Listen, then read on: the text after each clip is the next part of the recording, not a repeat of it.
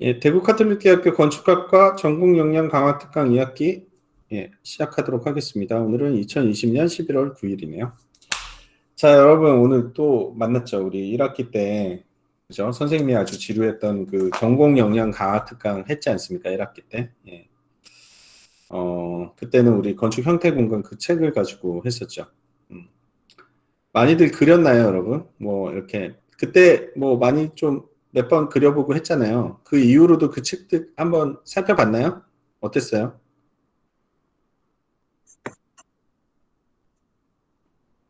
그냥 뭐 대답을 안 하는 것으로 대답을 하는 거지. 침묵으로 대답을 하고 있구나, 너희들.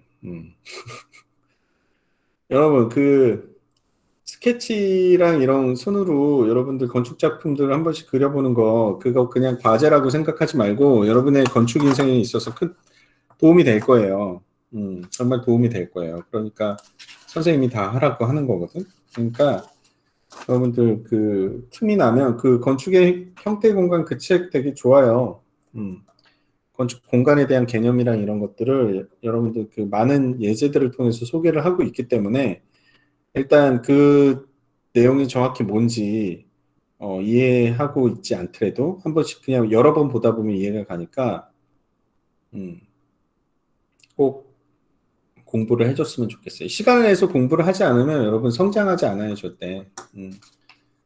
이 그 여러분들이 중학교, 고등학교 과정 같은 경우에 의무교육 과정이라 그렇잖아요.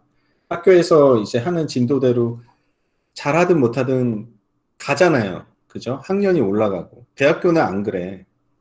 여러분들이 전공에 대해서 시간을 내서 뭘 하지 않으면 여러분들이 움직이지 않으면 아무도 안 끌어줘요. 움직이는 친구들, 뭔가를 공부하고자 하는 친구들, 뭐 자기 인생에 있어서 변화를 조금 일으키고자 하는 친구들, 그런 친구들은 교수님들이나 강의 나오시는 건축사무소 소장님들이 이끌어주죠. 근데 그냥 가만히 있으면 그냥 그 자리에 남는 거예요. 대학교 교육은 그래요. 이렇게 그냥 시간 지나다 보면 중간고사 보고 기말고사 보고 학년 올라가고 이렇지 않아. 그래서 여러분들이 스스로 시간을 내서 여러분들의 전공에 대해서 알려고 노력하고 해야 돼요. 하지 않으면 그냥 낙오되는 거예요. 여러분 1학년 2학기니까 여러분 이제 그런 얘기 해도 되잖아. 그지? 항상 미래의 환상적인 장밋빛 미래만 얘기해서는 안 되겠죠. 현실을 얘기하지. 현실은 그래. 공부를 해야 된다고 그래요. 모두. 그죠? 그래야 여러분들이 성장하고 건축이라는 공부는 딱히 공부도 아니에요, 사실은. 뭐냐면 좋은 건물 많이 가서 보고 좋은 건물 보고 가서 어떤 게 좋은지 한번 생각해 보고 그다음에 그 좋은 공간, 건물 한 번씩 그냥 자기 나름대로 스케치해 보고 그런 게 공부예요. 그러다 보면 공간이라는 거는 건축 공간이라는 거 좋아하게 될 수밖에 없어요. 여러분들 좋은 분위기 좋은 카페 가기 좋아하고 분위기 좋은 미술관도 가보길 좋아하고 분위기 좋은 음식점도 가보길 좋아하잖아. 그게 다 뭐겠어요? 다 공간이고 건물이잖아요. 그죠? 그래서 기본적으로 모든 사람은 좋은 공간을 좋아해요. 그렇기 때문에 음, 딴 게 아니라 그냥 좋은 데를 잘 많이 가면 돼.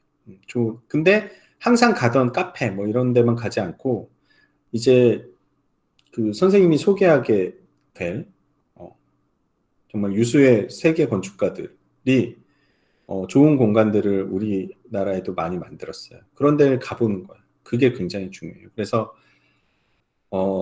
여섯 건축가의 한 일곱 여덟 개 되는 작품들을 소개할 거예요. 국내에 완성된.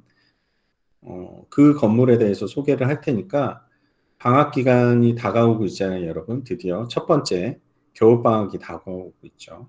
그 겨울방학 기간을 이용해서 여러분들이 이 건물을 한 번씩만 다 가본다면, 딴 게 공부가 아니에요. 가보는 게 공부예요. 가서, 아, 전필춘 선생님이 이런 이런 얘기 했는데, 그걸 현장에서 확인하는 거지. 정말로 그 사진으로 보거나 비디오로 보는 거는 공부가 거의 안 돼요, 건축은. 직접 가보는 수밖에 없어요. 음. 그렇기 때문에 뭐 재능이라든지 이런 것보다도 부지런한 사람이 이기는 세계가 바로 이 세계이기도 해요, 사실은. 그렇기 때문에 여러분들이 발품을 팔아서 움직이면 여러분들 잘할 수 있어요. 음. 그 얘기를 하는 게 이번 전공 역량 강화 특강이에요. 전공 역량을 어떻게 강화해? 직접 가보면 강화가 돼요, 여러분. 딴 게 강화가 아니야. 직접 가보고 그리면 강화가 됩니다. 여러분의 전공 역량이. 선생님을 믿어보세요. 자, 그래서 오늘은 첫 번째 건축가, 두 번째 건축가를 좀 소개를 하려고 해요. 한국의 건축가들 좋은 사람들 많죠. 아주 많아요. 아주 많은데 그래도 왜 굳이 외국의 건축가의 작품을 소개를 하는가? 아직은 뭐 냉정하게 얘기하면 세계적인 수준에 도달한 건축가들이 그렇게 많지는 않아요. 국내 건축가들은 안타깝게도 건축이라는 게 그냥 개개인의 역량, 뛰어난 역량으로 극복되는 게 아니에요. 건물이라는 건 여러분 뭐 음악가나 이런 사람들은 자기의 개인적인 역량이 뛰어나면 물론 그것도 산업이기 때문에 산업적인 뒷받침이 돼야 되지만 건축이라는 것은 그냥 개개인이 뭐 악기를 하나 사서 잘하고 하는 수준이 아니잖아요. 그죠?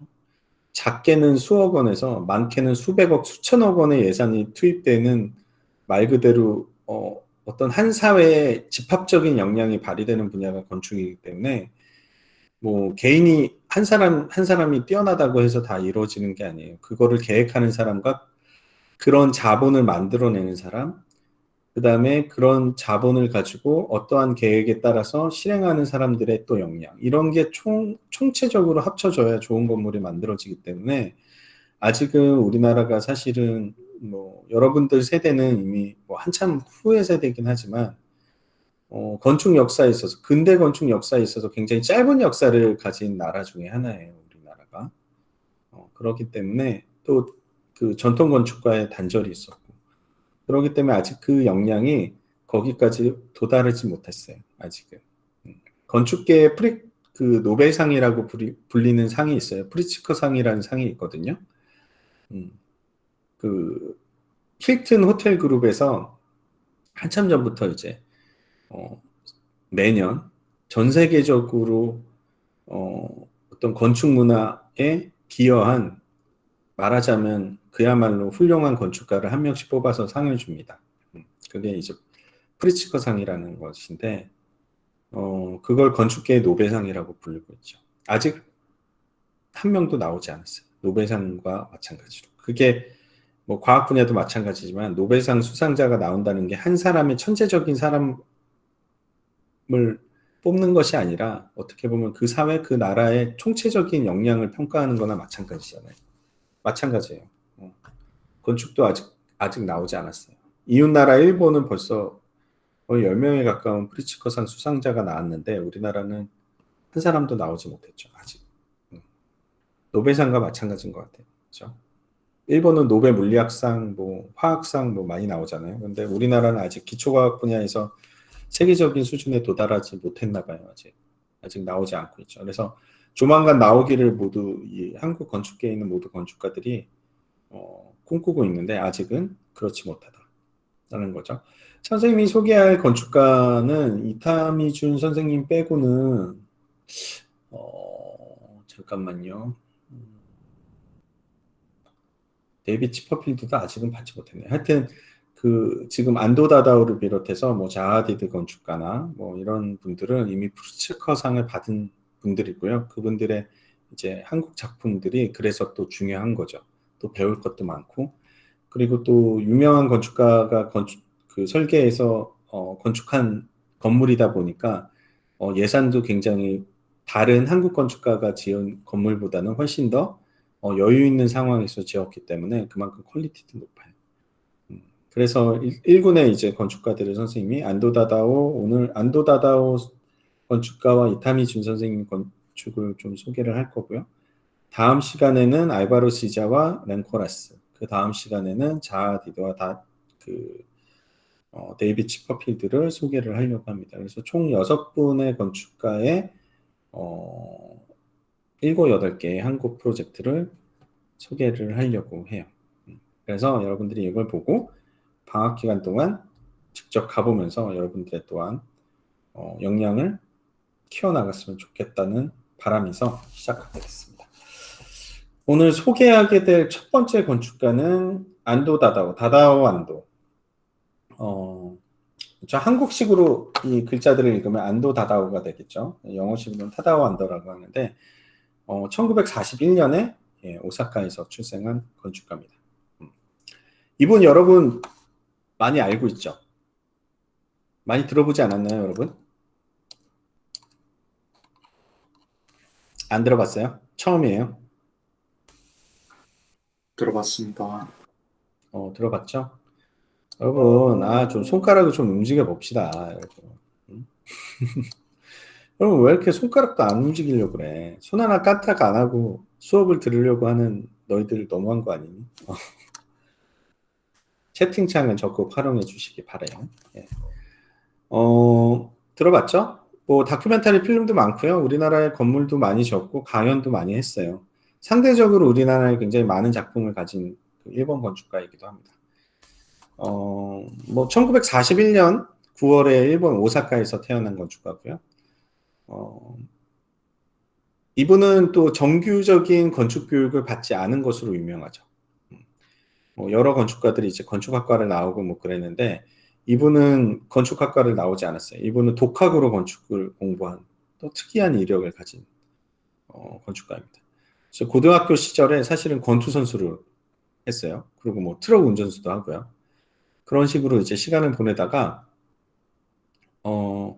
헌책방에서 르꼬르비제의 설계도면 작품집을 보게 됐대요. 우연히. 그러면서 내가 해야 될 분야는 이런 분야인 것 같다. 그리고 바로 모은 돈을 가지고 세계 여행을 떠납니다. 특히 유럽 건축 여행을 떠나죠. 그래서 그 유럽에서 이제 르꼬르비제의 작품과 뭐 그리스 로마 시대의 건축물들을 보면서 직접 보면서 영감을 받게 돼요. 그래서 그런 건축 여행을 하고 돌아와서 건축을 시작하게 됩니다. 그의 땅 오사카에서 시작하게 돼요. 굉장히 특이하지 않나요? 그래서 예전에 이분이 이제 건물을 막 지으면서 현장 인부들과 막 싸웠다는 얘기도 많고요. 막 권투 선수를 했잖아요. 그래서 막 그냥 원펀치로 날리고 막 아주 거친 건축 인생을 시작했던 분이에요. 이분. 그렇지만 지금은 굉장히 세계적인 건축가가 됐죠. 그래서 여러분 직접 가보라고 하는 이유가 다른 게 아니에요. 여러분은 심지어는 건축을 공부하고 있잖아요. 그죠? 그렇지만 가장 좋은 건축 공부는 직접 가보고 느끼고 그려보고 하는 거예요.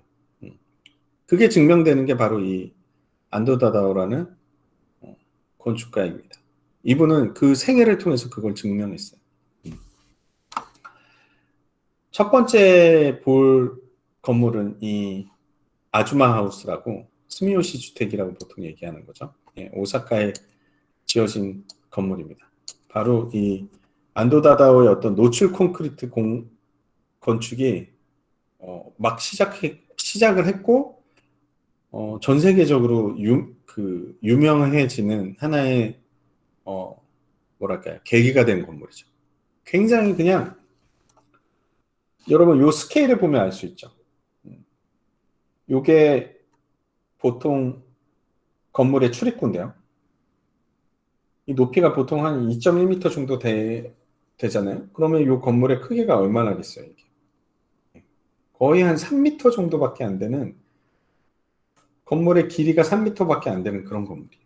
그런데 다른 인접한 건물들이 전통적인 양식에서 막 경사지붕이고 막 그랬잖아요. 근데 굉장히 순수하고 단정한 형태로 추상적인 형태죠.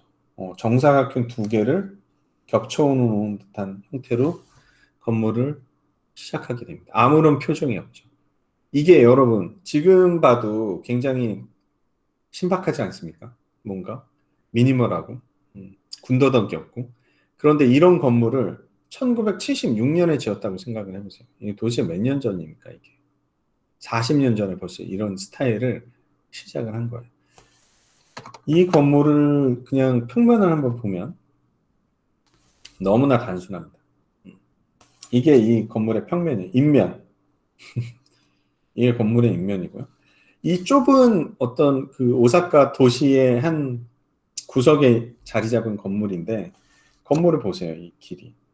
그죠? 여기가 이제 출입구고요. 출입구 여기 보이죠? 이게 1층 평면입니다. 1층 평면. 1층 평면에서 이 건물이 이제 아까 우리가 정면에서 본 거고요. 정문을 들어오면 이제 문이 시작되죠. 문이 시작되면 바로 거실이 나와요.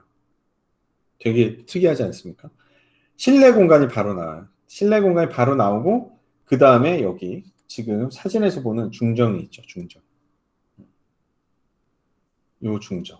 그 다음에 건너편에 뭐가 있어요? 화장실과 부엌이 있죠. 굉장히 특이한 주택의 구조예요. 이렇게 특이한 구조가 나올 수밖에 없었던 건 이 건물의 땅 모양이 세로로 굉장히 길쭉한 땅 모양을 갖고 있죠. 그죠? 그래서 여기로는 거의 10m가 넘는 길이를 가지고 있는데 이 가로는 3m가 채 되지 않는 그런 작은 폭을 가진 건물이었어요. 그래서 엘리베이션을 보면 되죠. 그런데 여기에다가 우리가 생각하는 정상적인 주택의 평면을 우리가 그려 넣을 수 있을까요? 여러분 생각해 보세요. 여러분들 살고 있는 집을 생각해 봐. 건물을 문을 들어가서 뭐가 보여요? 복도가 보이고 그 다음에 거실이 보이고 그 다음에 양옆으로 방이 있고 대부분 그런 형식의 평면 구조를 갖고 있잖아요. 우리가 살고 있는 집에. 그죠? 그런데 그런 식의 평면을 그릴 수가 없는 땅이었죠. 애초에. 그래서 과감하게 공간을 세 개로 나누고 이 좁은 인면 양쪽에는 아까도 보겠지만 양쪽에 건물들이 들어차 있잖아요. 그죠? 도대체 햇빛을 어디서 받을 수가 있겠어요? 이런 주택은. 요 옆에 건물처럼 정면에 도로 방향으로 창문을 내던지 하지 않고서는 빛을 받아들일 수 없는 구조죠.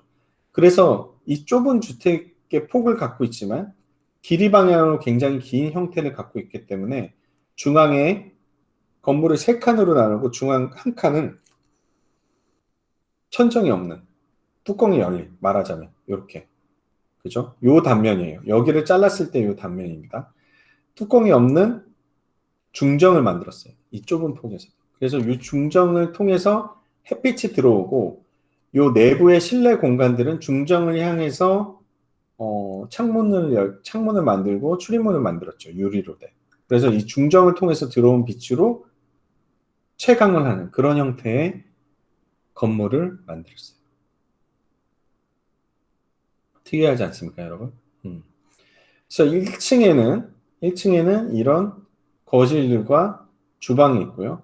2층으로 요 계단으로 이렇게 올라가게 되면 요 다리가 있죠. 지금 화면에 보이는 다리가 있고 요 다리로 연결된 부부 침실과 그다음에 자녀 침실 두 개의 침실들로 연결되게 돼 있죠. 어떠한 뭐 특별한 여분의 공간이 없어요. 그만큼 공간적으로 굉장히 어떻게 보면 타이트하죠. 타이트한 반면에 군더더기가 없는 순수한 공간적인 구조만을 보여주고 있는 건물입니다. 그런데 굉장히 시적으로 보이지 않나요, 여러분? 어떤가요? 어때 보여요? 처음 봤죠? 이 스미요시 주택, 아주마 하우스. 본 사람 있나요?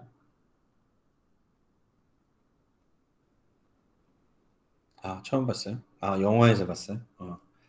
저 안도 다다오 다큐멘터리 하면 빠지지 않는 주택이 이거죠. 거의 안도 다다오 주택의 초기의 안도 다다오 스타일의 어떻게 보면 시작과 끝이에요, 거의. 그죠?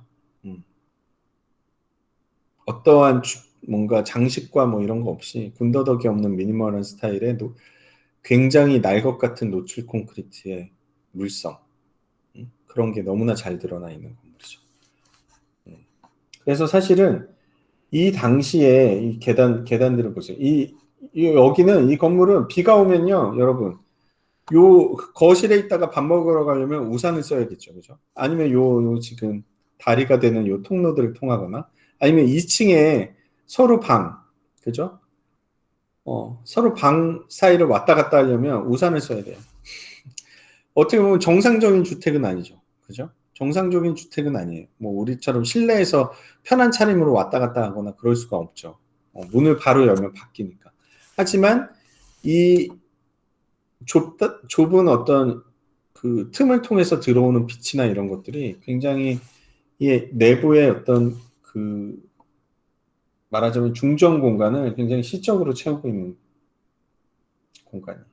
그래서 강한 햇빛이 들어오죠. 오사카는 일본의 남부에 해당하지 않습니까? 그죠? 굉장히 강렬한 햇빛이 들어와서 이 콘크리트와 빛이 만들어내는 순전한 어떤 조형적인 효과들을 온전히 보여주고 있어요. 이게 이제 1976년에 한 아주마 하우스입니다. 이런 건축적인 어휘가 이제 확장되고 발전해서 만들어진 건물이 바로 두 번째 건물, 빛의 교회. 빛의 교회. 이 건물 역시도 사실은 물의 교회와 빛의 교회, 뭐 이게 거의 동시에 1988년, 1989년 이때 만들어졌는데, 이건 이제 오사카에 만들어진 거고요. 물의 교회라는 건 여러분 그 홋카이도에 있어요. 홋카이도. 일본의 북쪽에 있죠. 근데 이 빛의 교회 요 정면에 있는 십자가, 요 건물이 사실은 이 당시에 이제 뭐 건축하면 유럽 건축, 그죠? 인터내셔널 스타일이라고 해서 전 세계적으로 유행하는 양식, 뭐 포스트 모더니즘 건축, 막 이런 세계적인 어떤 건축의 사조들이 막 태동하던 때예요. 1970년대, 뭐 60년대, 70년대, 80년대.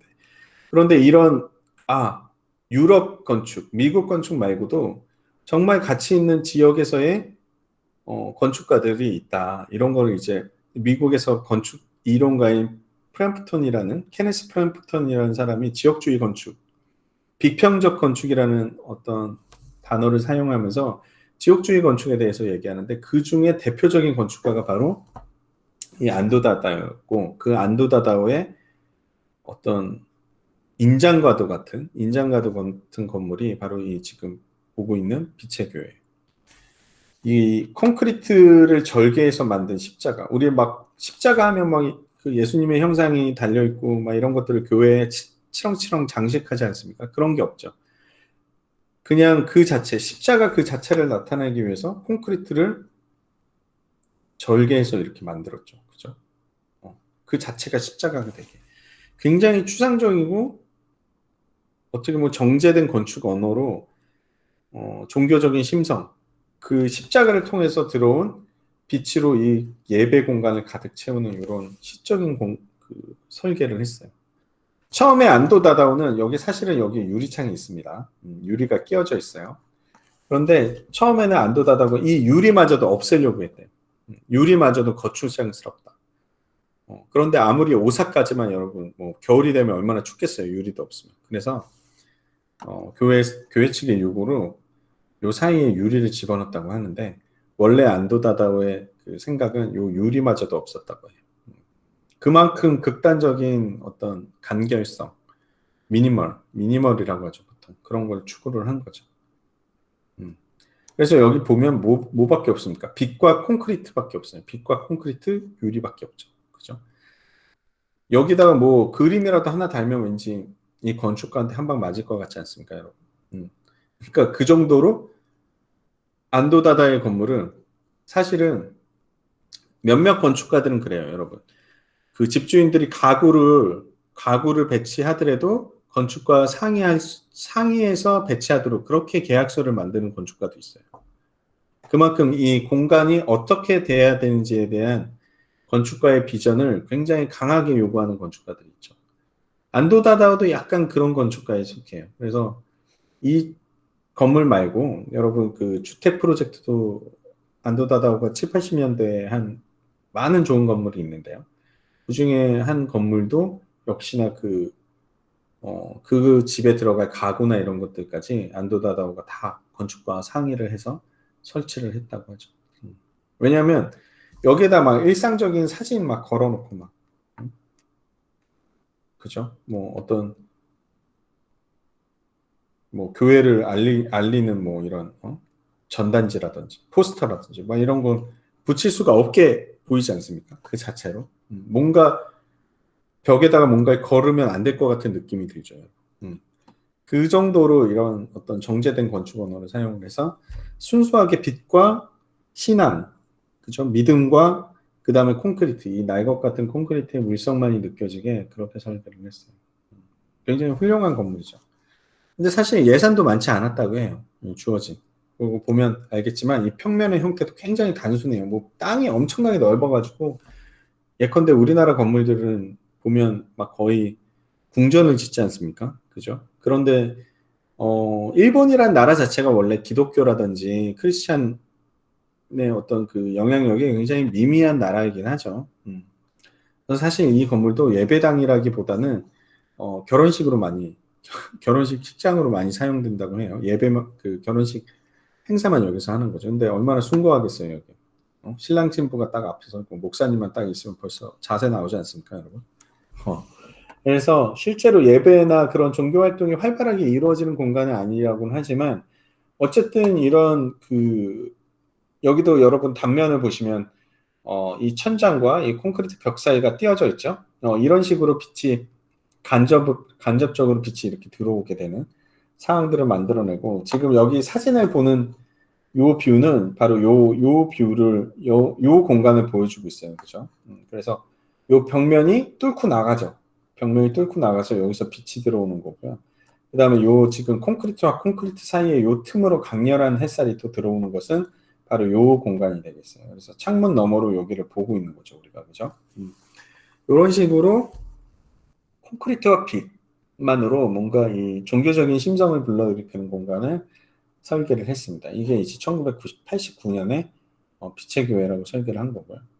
먼저 이제 안도 다다오가 어떤 사람인지 여러분들한테 한번 설명을 드리려고 이런 것들을 보여주고 있는 거예요. 이거는 이제 1991년에 연작들을 하는데 물의 교회, 빛의 교회, 그 다음에 워터 템플이라고 해서 효고현에 있는 건물입니다. 그래서 요거는 안도 다다오가 옛날에 인도 여행을 할 때 그 수면을 뒤덮은 연꽃 모양을 보면서 굉장히 강렬한 인상을 받았나 봐요. 그래서 그 연꽃 모양을 형상화시키고 그 물 위에 떠 있는 연꽃들 사이로 뭔가 이렇게 진입하도록 굉장히 극적이죠. 그죠? 요 앞에 이 빛의 교회도 마찬가지지만 안도다다의 일단 수법은 어떠한 공간으로 들어가기 위해서 굉장히 극적인 건축적 장치를 사용해요. 지금 이것도 물 사이를 이렇게 걸어가는 것 같은 그런 효과들을 만들어내려고 했죠. 그래서 사람들을 일단 위로 끌어올린 다음에, 그죠? 건물을 위로 끌어올린 다음에 거기서 이제 거꾸로 다시 내려가는 그런 방식으로 건물을 접근하게 만들었어요. 그러니까 여러분들도 설계를 하거나 뭔가 공간을 구상을 할 때 사람들이 그 공간을 향해서 어떻게 접근해 나가는가. 이게 굉장히 중요해요. 특히나 종교적인 건물들 같은 경우에는 예배당이라든지 어떤 종교적인 행위의 중심에 해당하는 중심적인 그 행위가 벌어지는 그 공간을 접근하는 방식들이 굉장히 다양해요. 그거는 그냥 단순히 이 안도다다오 건축가만의 그 언어가 아니라 막 그리스 로마 시대까지 거슬러 올라가면 그 신전에 예를 들면 그리스에 있는 아크로폴리스 그 신전이 있잖아요. 음? 거기서도 동선이 굉장히 일직선으로 그 아크로폴리스 뭐 파르테논 신전이나 이런 데로 들어가게 안 돼 있어요. 동선을 이렇게 꼬아요. 말하자면 꼬아요. 그래서 여러 군데를 거쳐 가지고 어떤 그 신의 영역에 들어갈 수 있도록 그렇게 동선을 만듭니다. 예전에 막 그 바벨 시대 그 지구라트라고 해서 초기 형태의 그 피라미드 같은 형태가 있거든요. 그런 종교적인 공간인데 거기도 이제 직선으로 돌아가지 않아요. 뺑뺑뺑 돌게끔 만들어놨어요. 그게 하나의 종교적인 그 의식이죠. 현실적인 세계에서 신의 영역으로 들어갈 때 한 번에 들어갈 수가 없지 않겠어요? 그죠? 그러니까 여러 단계들을 만들기 위해서 동선들을 회유시킵니다. 그러한 건축적인 언어의 연장선상이라고 할 수가 있어요. 이 건물도. 그래서 건물을 진입하는 데 있어서 이런 높은 산을 막 올라가죠. 산을 올라가가지고 이 널따란 그 포장된 콘크리트 영역에 만나는 거죠. 이 벽이 바로 그걸 상징하고 있죠. 그래서 여기에 도달하게 되면 이제 요 문을 통해서 이렇게 회유하게 돼 있어요. 이런 수법들이 있다가 우리나라에 지어진 한솔 뮤지엄 산, 그 박물관의 언어, 그 건축 어휘에도 사용된 방법이에요. 이렇게 큰 벽을 통해서 동선들을 이끕니다. 벽을 따라서 사람들이 걸어가겠죠. 그죠? 그래서 요 지금 여기죠. 요걸로 설명해야겠네요. 그죠? 이렇게 지금 밑에서부터 이렇게 쭉 올라온 다음에 요 벽면을 따라서 사람들이 걷겠죠? 쭉 걷다가 요런 작은 게이트, 문에 해당하는 부분을 지납니다. 지나서 다시금 여기 들어와서 이쪽으로 들어오는 거죠. 그죠? 이쪽이 이쪽 문이 되겠죠. 들어와서 다시 요 원형 벽을 따라서 또 걸어요. 이렇게 쭉 가다가 딱 만나면 이 콘크리트 건물. 그죠? 요 다음 장에 나온 요 장면을 만나게 되죠. 그죠? 원형벽. 요 원형벽을 아까 여기서 이제 출구를 통해서 이렇게 쭉 돌아오게 되면 여기서 이제 턴어라운드 하는 거죠. 180도 돌아서 다시 원형벽의 안쪽으로 들어가게 됩니다.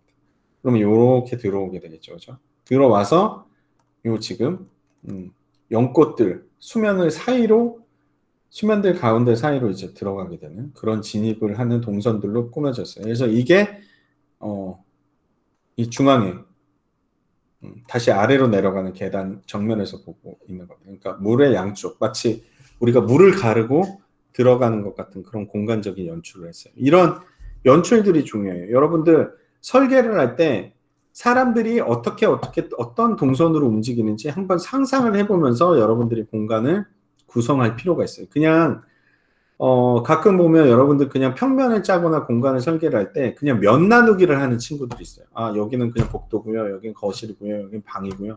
그냥 어떤 주어진 대지의 형상을 따다가 그 형상을 조금 간략화된 뭐 직사각형이든 사각형을 만들어서 그 사각형을 그냥 단순히 면 나누기를 해요. 면적을 나누는 거죠. 근데 그렇게 설계를 하면 안 돼요.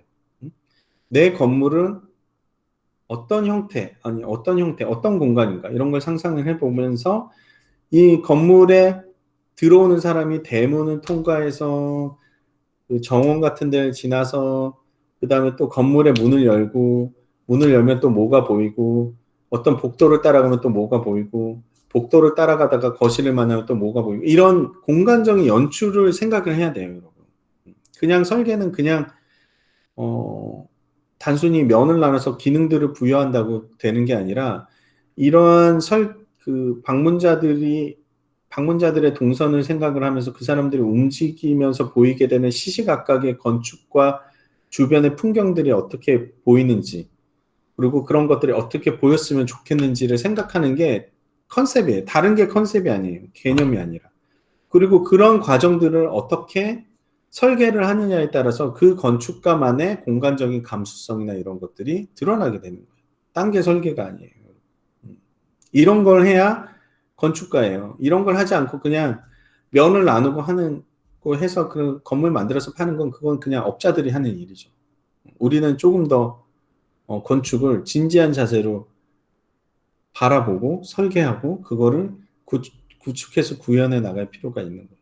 그랬을 때만이 여러분들이 건축가라는 이름을 여러분 앞에 달 수 있는 거예요. 그래서 어쨌든 지금 이것도 그냥 단순히 여러분 그냥 문 열고 그냥 들어가면 되죠 뭐 건물 이게 아니지 않습니까? 요 밑에서부터 시작하는 거예요 이 동선이 그죠? 이 밑에서부터 이렇게 시작해서 쭉 올라오는 거예요 계단을 타고. 음.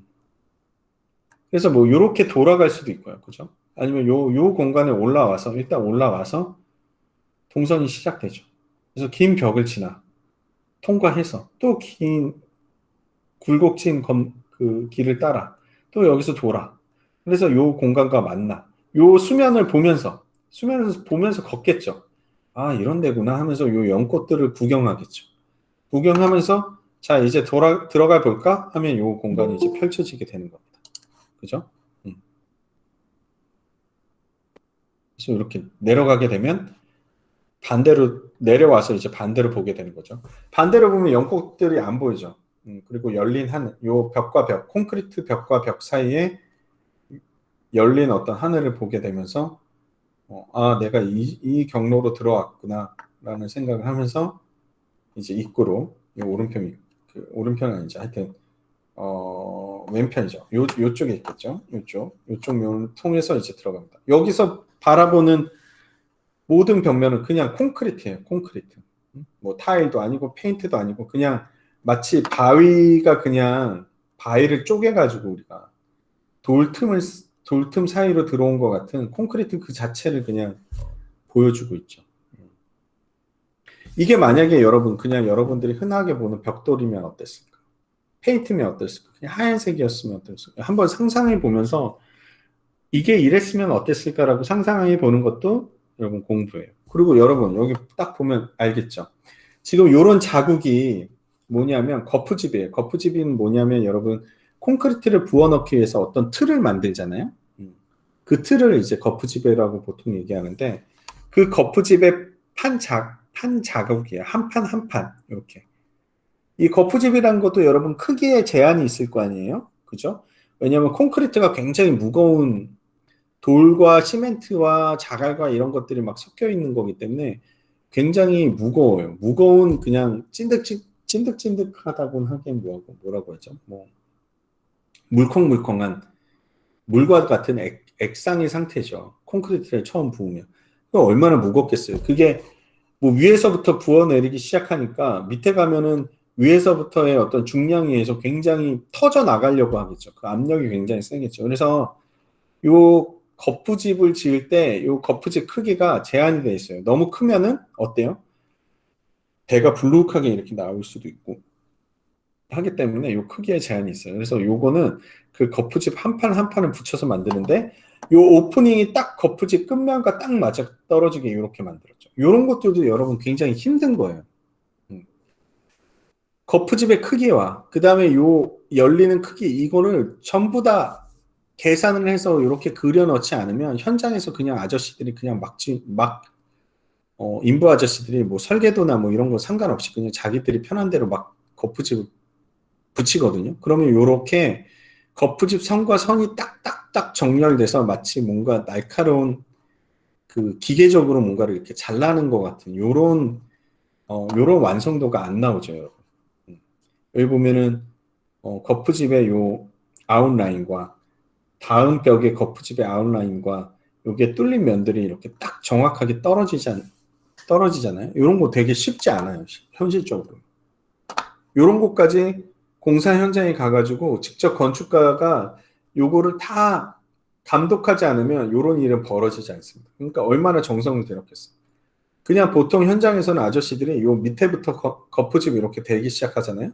그럼 여기가 이렇게 깔끔하게 안 떨어지겠죠. 요 위에는 막 이상하게 만날 거잖아요. 그죠? 기역자 모양으로 생기고 막 그럴 수도 있겠죠. 근데 그런 상황을 용납하지 않은 거지. 이 안도 다다오라는 건축가는 그 진념으로서 이 디테일을 만들어낸 거예요. 그러니까 이게 모든 게 딱딱딱 선이 맞으면서 더 날카롭고 더 정확하게 보이는 거예요. 이 건축이라는 게. 안에 들어가면 이거는 템플, 그러니까 불교 사원이기 때문에 절이죠, 말하자면. 이 안에서는 또 다른 어떤 그 세계가 펼쳐집니다. 그래서 이 나무와 그거를 이제 도색한 빨간색으로 물들인 이런 컬러풀한 공간들이 이제 펼쳐지게 되면서 외부 공간에서 느껴지는 어떤 하얀색과 회색과 블랙 앤 화이트, 말하자면 블랙 앤 화이트의 컬러와 공간감과 이 안에 들어갔을 때 이 붉은색, 바깥에서 들어오는 빛들로 하여금 이 내부적인 공간들을 채우게 함으로써 이 컬러가 자연스럽게 콘크리트 공간에 묻어나오게 그렇게 만들죠. 콘크리트 자체도 여러분들 보면 알겠지만 약간 살짝 맨질맨질한 부분들이 있어요. 그렇기 때문에 얘가 그냥 돌덩어리처럼 그냥 보이는 게 묵직하게만 보이는 게 아니라 이 반사되는 어떤 물성을 가지고 있어요. 그래서 푸른색 빛을 비치면 파르스름하게 보이고 아침이나 새벽녘이나 그럴 때는 콘크리트 벽이 파랗게 보이겠죠. 그런데 또 노을 질 때 보면은 붉으스름하고 노르스름한 컬러로 이 그 변화무쌍한 컬러를 표현할 수 있어요. 이 노출 콘크리트로. 그러한 성질들은 굉장히 잘 이용한 거고요. 내부에 이제 스님이 말하자면 기독교식으로 말하자면 예불을 드린다고 해야 되나요? 예불을 드리는 공간들은 또 이렇게 내부적으로 이렇게 많다. 그래서 공간이 뭐 굉장히 면을 나누거나 복잡하게 공간들을 세세하게 나누지 않아요. 굉장히 큼직큼직하게 이 구획들을 하고 공간들을 구성을 하는 걸 볼 수가 있겠죠. 이게 이제 안도 다다오 건축가의 건축적인 특징입니다. 그래서 이분이 이제 한국에도 뭐 제주도에 특히 뭐 지니어스 로사이라는 그런 박물관 겸 미술관 같은 공간을 만들었고요. 거기에 이제 또 그 카페도 만들었죠. 그래서 제주도에도 박물관을 비롯해서 프로젝트들이 꽤 많습니다. 그런데 선생님이 생각하기에 그 안도 다다오의 최고 한국에서의 어떤 가장 규모 있고 걸작은 뮤지엄 산 한솔 재지가 조성을 한 뮤지엄 산 한솔 뮤지엄이라고 일명 불리는 그 종이박물관이에요. 종이박물관 말하자면 종이박물관을 볼 수가 있습니다. 여기는 지금 강원도 원주예요. 원주에 그 한솔에서 운영하는 이제 오크밸리 CC라는 리조트가 있습니다. 그 리조트에서 리조트의 일부분이에요. 이 한솔 뮤지엄. 그래서 보시면은 아시겠지만 이게 높은 산의 거의 정상부에 해당하는 거 위치에 해 있어요. 그 부분을 이제 깎아서 만들었기 때문에 경치가 너무나 좋습니다. 여러분. 이 건물은 여러분 반드시 가봐야 돼요. as soon as possible. 가장 빨리. 가장 빠른 시간 안에 이 건물을 꼭 보기를 원해요, 선생님. 주말에 한번 엄마 아빠 조르거나 아니면 차 있는 친구들 쫄라가지고 한번 가보세요. 여러분. 답사를 꼭 가야 돼요. 선배들을 손을 붙잡고 가든지. 이 건물은 반드시 여러분 올해가 가기 전에 꼭 봤으면 좋겠어요. 여러분 혹시 가본 친구 있어요? 여러분 강의 듣고 있는 겁니까? 선생님 한참 말했는데 여러분들이 안 듣고 있을 수도 있겠다는 생각이 불길한 예감이 퍼뜩 드네. 아직 못 가봤죠? 못 가본 친구들이 많을 거예요. 왜냐면 여러분들 집이 대부분 대구 경북 지역 아니면 경남 지역에 있잖아요. 그죠? 그러니까 여기까지 가려면 대구에서 출발하면 한 3시간 걸려요. 서울 가는 것만큼 멀어요. 그런데 반드시 가볼 필요가 있습니다. 반드시 가볼 필요가 있어요. 여기서 그냥 하루를 쓴다고 생각하고 여러분 뭐 일행이 있겠지만 그냥 일행 딴 데 놀러 갔다 오라고 하고 그냥 여러분은 요 뮤지엄 아침에 열었을 때부터 시작해서 닫을 때까지 한번 있어 볼 만합니다. 너무나 배울 게 많아요. 그래서 지금 아까 그 우리 템플을 봤죠? 안도다다오 건축가의 또한 주요한 수법이 이거예요. 물을 굉장히 많이 쓴다는 거. 수공간을 통해서 뭐 진입을 한다든지 하는 그런 공간적인 수법을 굉장히 좋아해요. 그래서 한솔 뮤지엄도 이 뮤지엄 건물 주변을 다 수공간으로 채우고 있어요. 그리고 그 공간을 뭔가 가로지르는 걸 또 좋아해요, 이분. 우리 안도다다오 선생님은 뭔가를 가로질러서 건물을 들어가는 걸 굉장히 좋아해요. 그래서 여기서도 이제 공간을 가로지르고 있죠. 이따가 설명할 거지만 여기 가벽을 통해서 여기서도 이제 180도 돌아갑니다. 그 물의 정원처럼 여기서 우리가 가다가 여기 180도 꺾어서 다른 공간을 만나게 되잖아요. 이 벽을 돌기까지 이 공간이 보이진 않죠. 마찬가지예요. 이 한솔 뮤지엄도 여기에 가로벽이 있는데 이따가 설명하겠지만 이 동선이 이렇게 왔다가 여기서 180도 땅 돌면서 이 건물이 짜잔 하고 나옵니다. 이 건물이 나오는데 여기서 또 바로 들어가지 않아요. 건물을 돌아서 이렇게 걸으면서 이 공간을 360 여러 각도에서 이 건물을 보면서 진입하게 만들었어요. 이런 게 하나의 공간적인 수법이에요. 이런 것들이 여러분 건축에 반영이 돼야 돼요. 이런 의도들. 내 공간을 그냥 보여주는 게 아니라 여러 절차들을 통해서 다양한 각도에서 바라보면서 진입하게 이렇게 만들었습니다. 그래서 전체적인 구성은 굉장히 길죠. 굉장히 길어요. 여기는 이제 웰컴 센터라고 해서 여러분이 이제 요 앞에 이제 주차장이 있거든요. 주차장. 여기가 주차장이에요. 이 주차장은 차로 이렇게 들어오게 됩니다. 차로. 쭉. 물론 걸어서 들어와도 돼요. 물론 걸어서 들어와도 되는데 대부분 이제 차량을 가지고 들어오죠. 그래서 차를 쭉 타고 들어와서 여기에 이제 주차를 하게 돼 있습니다. 주차를 하면 여기에 지금 이렇게 밝은 회색으로 돼 있는 게 건물이에요, 건물. 이게 이제 웰컴 센터입니다. 건물이에요. 건물을 이제 이렇게 돼 있죠. 이렇게. 처음에 여기가 이제 주차장이에요, 여러분. 그 잔디처럼 보이는데 여기 이제 잔디 블럭이라고 해서 블럭 틈 사이로 이제 잔디가 자랄 수 있는. 그래서 현재는 여기 주차장으로 이용되고 있거든요. 이 주차장에다 주차를 하고 아니면 여기 틈을 통해서 이제 건물을 들어오게 되면 요 지금 웰컴 센터에 건물을 보고 있는 거죠. 그래서 여기 이제 열주들이 쭉 있는 이 건물 역시도 노출 콘크리트 기둥으로 이루어진 전형적인 이제 안도다다우 건물이죠. 그래서 여기도 여러분 콘크리트 건물의 재료들의 특성들을 잘 관찰해야 돼요. 그냥 콘크리트라고 해서 그냥 회색빛의 탁한 그런 재료가 아니에요. 콘크리트 역시도. 건축에서 사용되는 콘크리트는 이렇게 맨들맨들해서 반사를 하는 특징들을 가지고 있어요. 그게 콘크리트의 날카롭고 차가운 어떤 물성. 그리고 뭐 예를 들면 오해진 무렵에 따뜻한 감성을 만들어내는 게 이런 콘크리트의 반사의 성질을 갖고 있다는 거죠. 여러분들도 그래서 건축 공간을 여러분들이 구상을 할 때 재료들을 굉장히 신경을 많이 써요. 어떠한 재질로서 건물을 완성시킬 것인가. 그 재질은 그냥 뭔가 덧바르고 덧붙이고 하는 재질보다는 건축에서는 재료 본연의 어떤 그 텍스처나 이런 것들이 드러나는 것들을 더 선호합니다. 특히나 이런 안도다다의 건물들을 보면 그런 것들이 느껴지죠. 그죠? 자, 그래서 요 웰컴 센터에 들어가서 여러분들이 표를 사고 돌아서 나옵니다.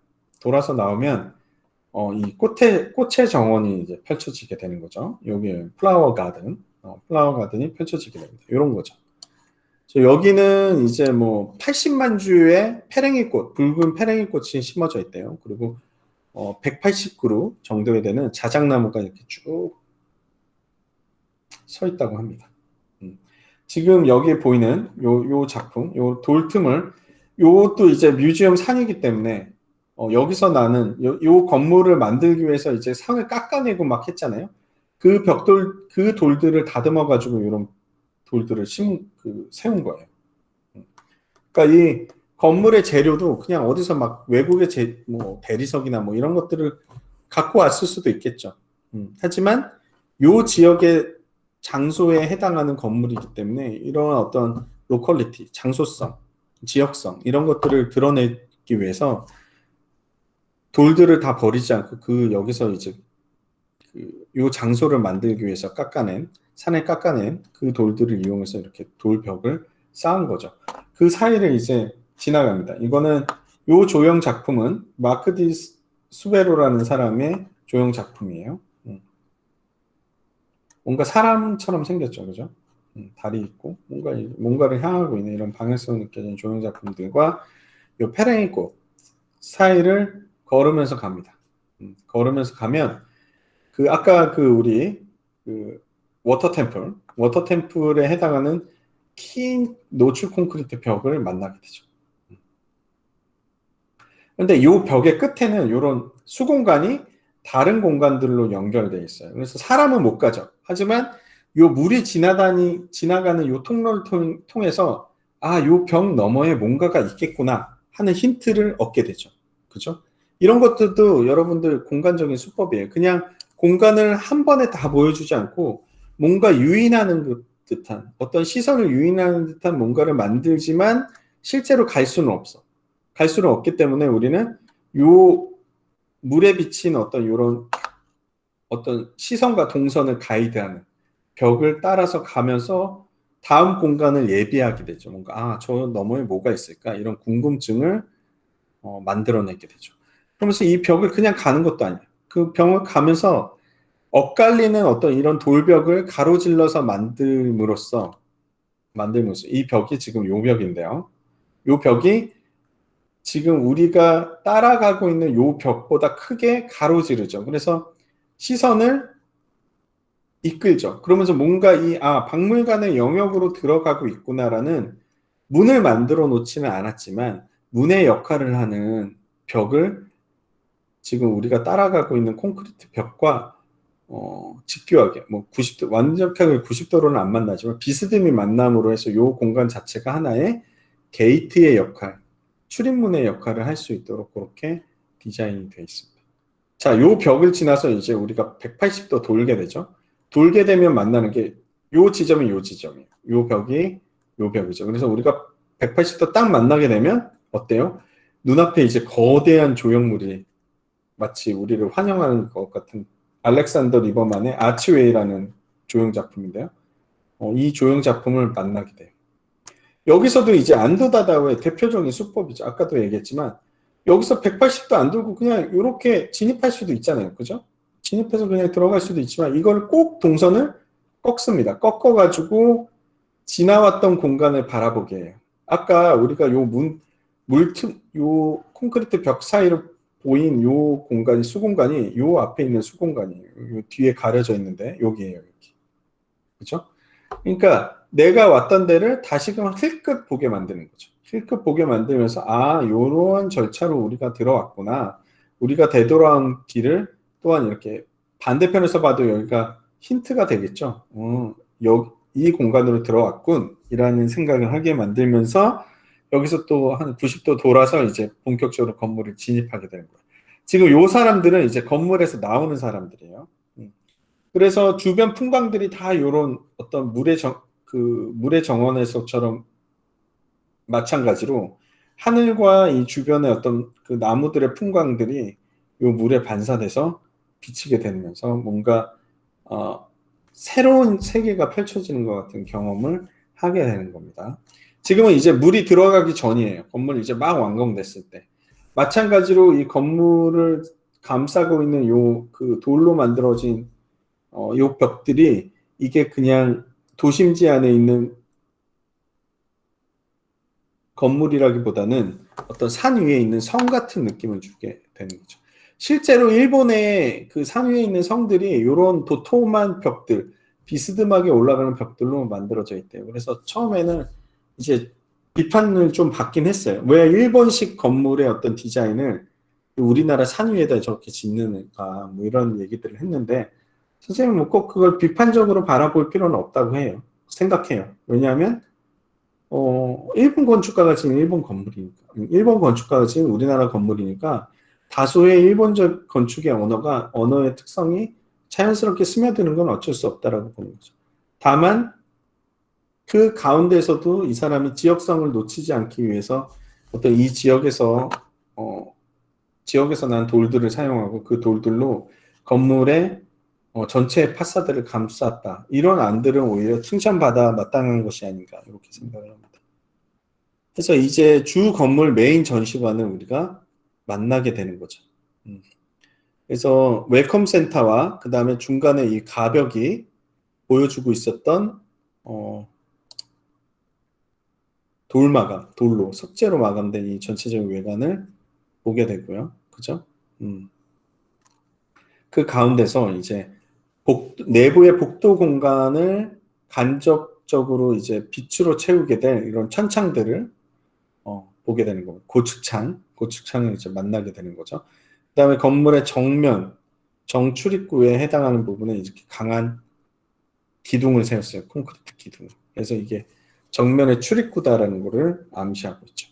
그리고 이 벽들은 또 계속 다른 방향을 가리키게 돼요. 다른 방향으로 시선을 이끌고 다른 방향으로 눈길을 이끌어서 이제 저 너머의 어떤 공간은 저렇게 오른쪽으로 돌면 왼쪽으로 돌면 어떤 공간이 펼쳐질까 그렇게 기대하게 만들죠.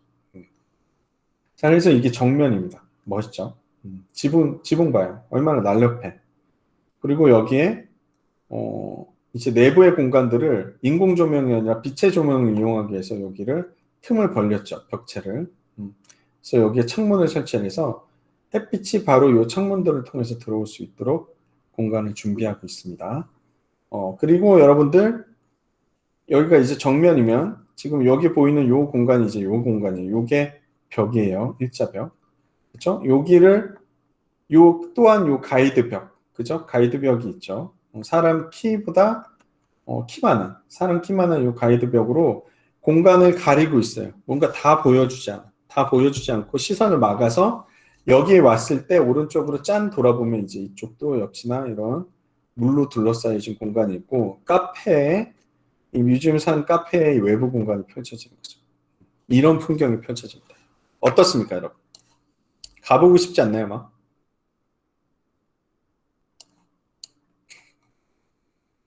안 가보고 싶어요, 별로? 안 가보고 싶어? 한번 가보고 싶지 않아요? 여러분, 여기 그냥 오크밸리 CC라는 리조트, 그냥 여러분들, 성수기 때나 이런 데 아니면은 굉장히 싸요. 1박 방 하나짜리, 방 두 개짜리, 뭐 이런 게 한 10만 원 조금 넘습니다. 여러분들 친구들끼리 돈 모아가지고 1박 갈 수 있어요. 1박 하면, 오크밸리 CC에서 1박 하게 되면 요 뮤지엄산 할인 티켓을 줍니다. 그걸로 여러분 들어가서 그냥 하루 종일 있어도 배가 부르는 그런 공간이에요. 얼마나 멋있어. 여기 이제 층층층층 물로 돼 있고, 이 물이 여러분, 이 풍경들을 정확하게 반사하고 있죠. 이 풍경을 보세요. 이게 그냥 산 밑에 있으면 이런 풍경이 안 나오죠. 산 정상, 그 낮은 산 정상 위에 만들어졌기 때문에 이런 정말 어마무시한 공간, 멋있는 공간이 만들어진 거예요. 얼마나 멋있었냐면, 여러분, 맥심에서 카누 있죠, 카누. 공유가 광고한 공간이 바로 여기에요. 요거 혹시 본 적 있나요? 공유의 요 광고? 그죠? 이게 어디라고 생각했어? 여기가 바로 뮤지엄 산이에요, 여러분. 그죠? 공유가 여기, 요 지금, 여기다 발 담그고 있는 거예요. 여기다 발 담그고 서 있는 거예요. 그죠? 그만큼, 많은 그 어떤 시각적인 작업을 하는 사람들, 영상 작업을 하는 사람들한테 영감을 준 공간이죠. 그래서 이런 광고에도 나오게 된 거죠. 그죠?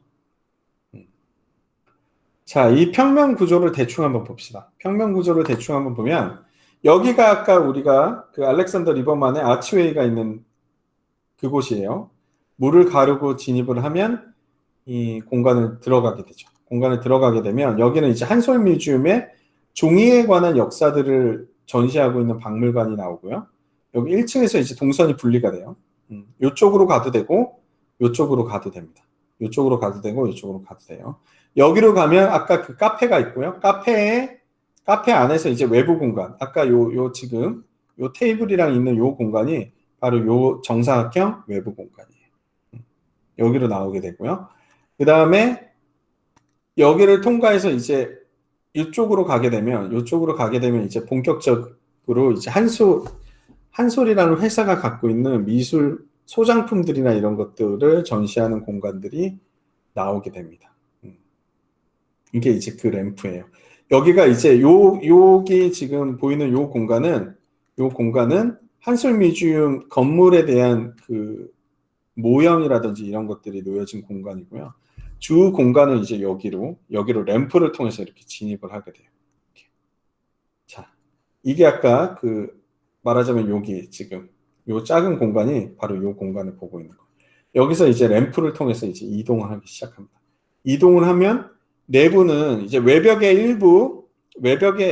해당하는 부분은 내부에서도 이제 그 자연석을 이용해서 돌로 마감을 했고요. 그 다음에 외벽이 아닌 순전히 내벽인 부분들은 이렇게 노칠 콘크리트로 만들었는데, 여기도 콘크리트가 빛이 반사되고 있죠. 그죠?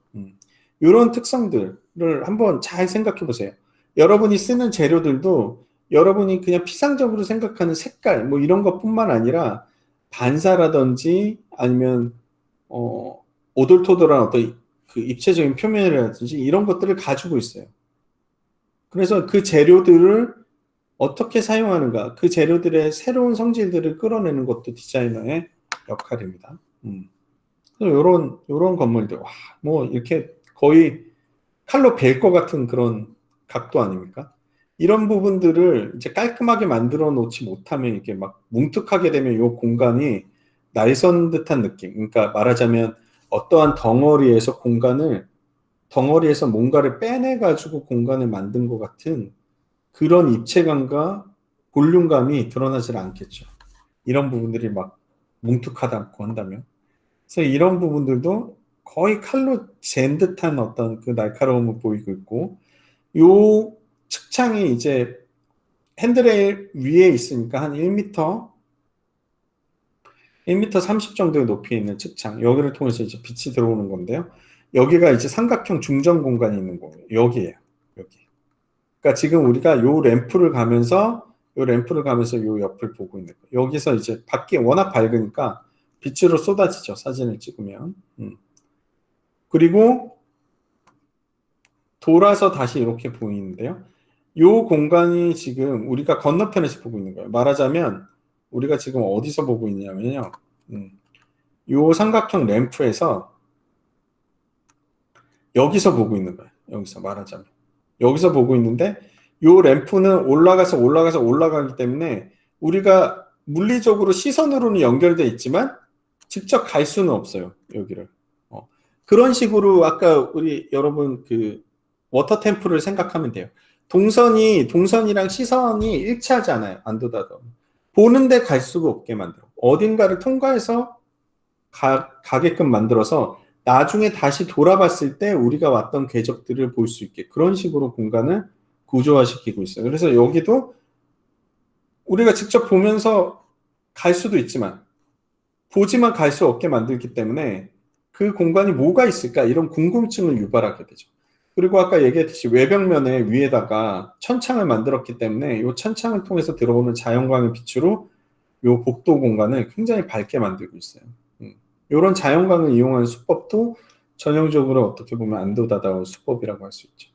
빛이 바로 우리 눈앞에서 들어오는 게 아니라 천장이라든지 아니면 옆면이라든지 아니면 바닥이라든지 이런 부분에 창을 만들므로 해서 빛이 들어오는 것이 풍경과 함께 들어오지 않는다라는 거예요.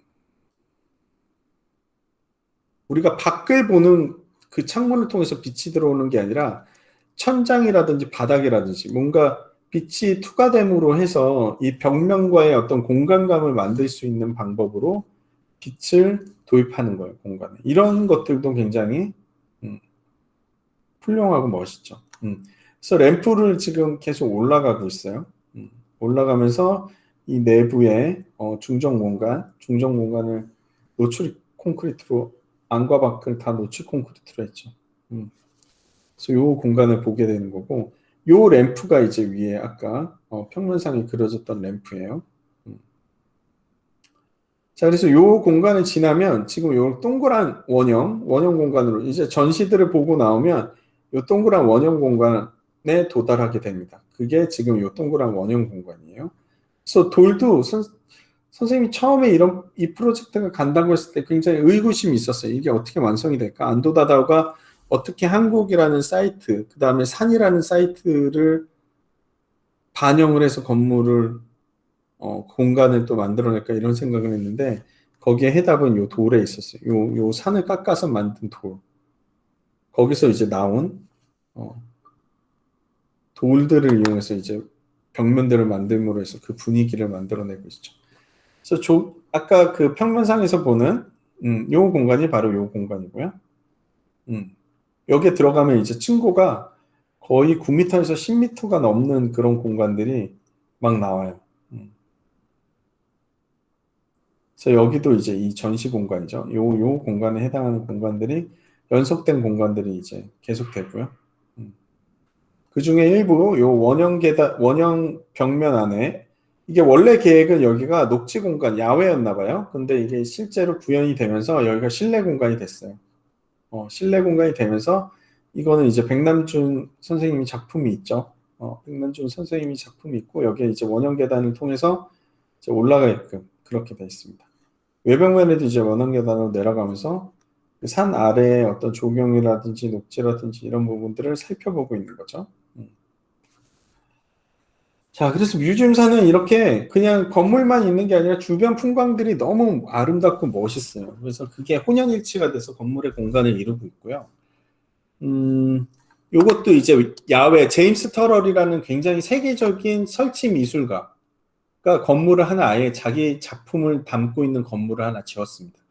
그 건물로 가기 위해서 이게 이제 신라 고분을 모티브로 한 스톤 가든, 돌의 정원이죠. 돌의 정원들을 이렇게 만들어 놓고 있어요. 그래서 그냥 돌무덤이에요. 말하자면 돌무덤처럼 이렇게 반구형의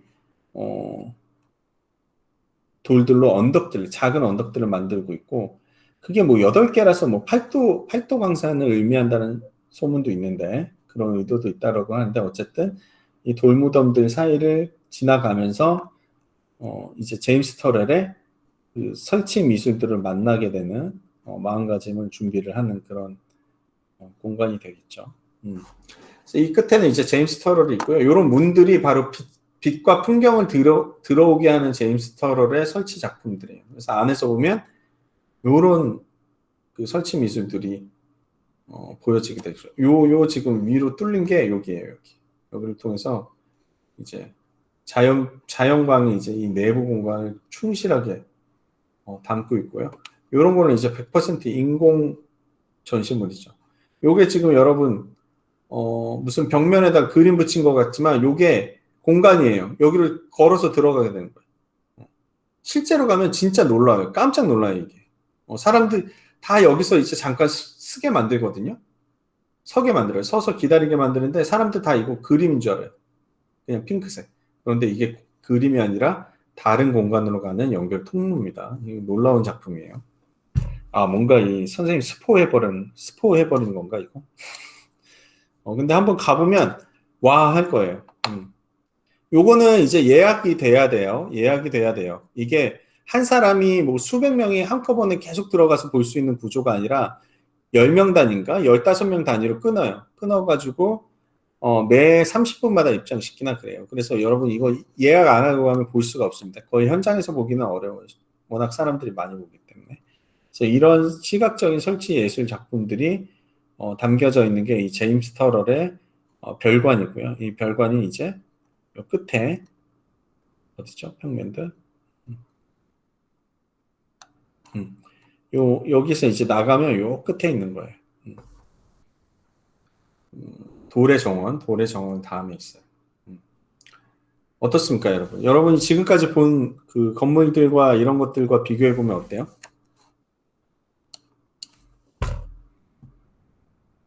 별로예요? 그냥 우리 집이 이것보다 좋은데 이런 거야? 어떻습니까, 여러분? 한번 가보고 싶죠, 그죠? 선생님 강요가 아니라 대답하라고 강요하라는 게 아니라 이 정도로 멋있고 훌륭한 공간이라는 거예요. 가을에 가면 진짜 여기는 완전 환상인데 이제 가을이 지나고 있잖아요, 그죠? 강원도 단풍도 보러 갈 겸 이번 주말에 한번 여러분 시도해 보세요. 건축학과 학생은 꼭 가봐야 하는 건물이라며 부모님을 설득해 보세요. 전필준 교수님이 꼭 가라고 했어요. 막 그러면서. 한번 여러분 꼭 가봤으면 좋겠습니다. 근데 이게 뭐 여러분 뭐 버스나 이런 걸로 가기엔 교통편이 좀 불편하긴 해요. 여러분. 그래서 차가 있는 뭐 친구들이나 아니면 선배들이나 잘 이렇게 아니면 부모님이나 이렇게 잘 얘기해서 한번 꼭 가봤으면 좋겠습니다. 이게 이제 안도다다오의 뭐 뮤지엄 산 건물을 소개했고요. 두 번째 오늘 소개할 건축가. 이분은 일본 태생은 아닙니다. 말하자면 우리 제일교포예요. 아픈 역사를 지닌 1937년에 태어나셨죠. 그러니까 일제강점기 시대 때 했는데 이분 부모님들이 이제 일본 일제시대 때 이제 넘어간 거죠. 일본으로 넘어가서 1937년에 도쿄에서 태어났다고 해요. 얼마나 굴곡진 역사를 살았겠어요, 여러분. 동경 대지진 알죠, 여러분? 일제시대 때 그 동경에 엄청난 지진이 일어나가지고 그거를 무슨 제일교포들이 했다며 일본 사람들이 우리 제일교포들을 얼마나 많이 학살하고 했습니까? 그런 시대적인 배경을 해서 이제 도쿄에 태어났어요, 이분이. 정말 이분은 너무나 드라마틱한 인생을 살았는데, 일본 도쿄에서 태어나서 시즈오카라는 도쿄에서 가까운 곳에서, 도쿄에서 가깝나요, 시즈오카가? 하여튼, 그 이사를 해서 거기에 이제 정착해서 이 부모님들과 유동용 건축가, 이타미준. 일본 이름 말고 유동용 건축가라고 얘기해 주죠. 유동용 건축가가 이제 성장해서 살아간 거예요. 이타미준이라는 거는 나중에 유동용 건축가가 이분은 끝까지 이름을 바꾸지 않았어요. 한국 이름을 계속 썼대요. 한국 이름을 썼는데 나중에 이제 이타미준이라는 것도 각각 오사카에 있는 이타미 공항이라는 거기서 이제 따온 거고요. 그때 당시 이제 한국의 기록균 작곡가와 서로 이렇게 교류를 많이 했는데 그 길옥윤 그 작곡가의 윤자를 따서 그걸 합쳐서 이타미준. 그 윤자가 일본 발음으로 준이래요. 그래서 이타미준이라는 예명을 사용한 거죠. 예명을 사용했다고 합니다. 그만큼 이제 고국에 대한, 한국에 대한 그림이 굉장히 많았어요. 항상 제일교포로서 한국성, 과연 한국적인 공간을 어떻게 만들 것인가, 이런 것들을, 인생에 있어서의 어떤 화두로 삼고 그렇게 건축 활동을 하셨던 분이에요. 그래서 완벽하게 일본 사람도 아니고 완벽하게 한국 사람도 아닌 어떤 그런 경계인을 살았던 거죠.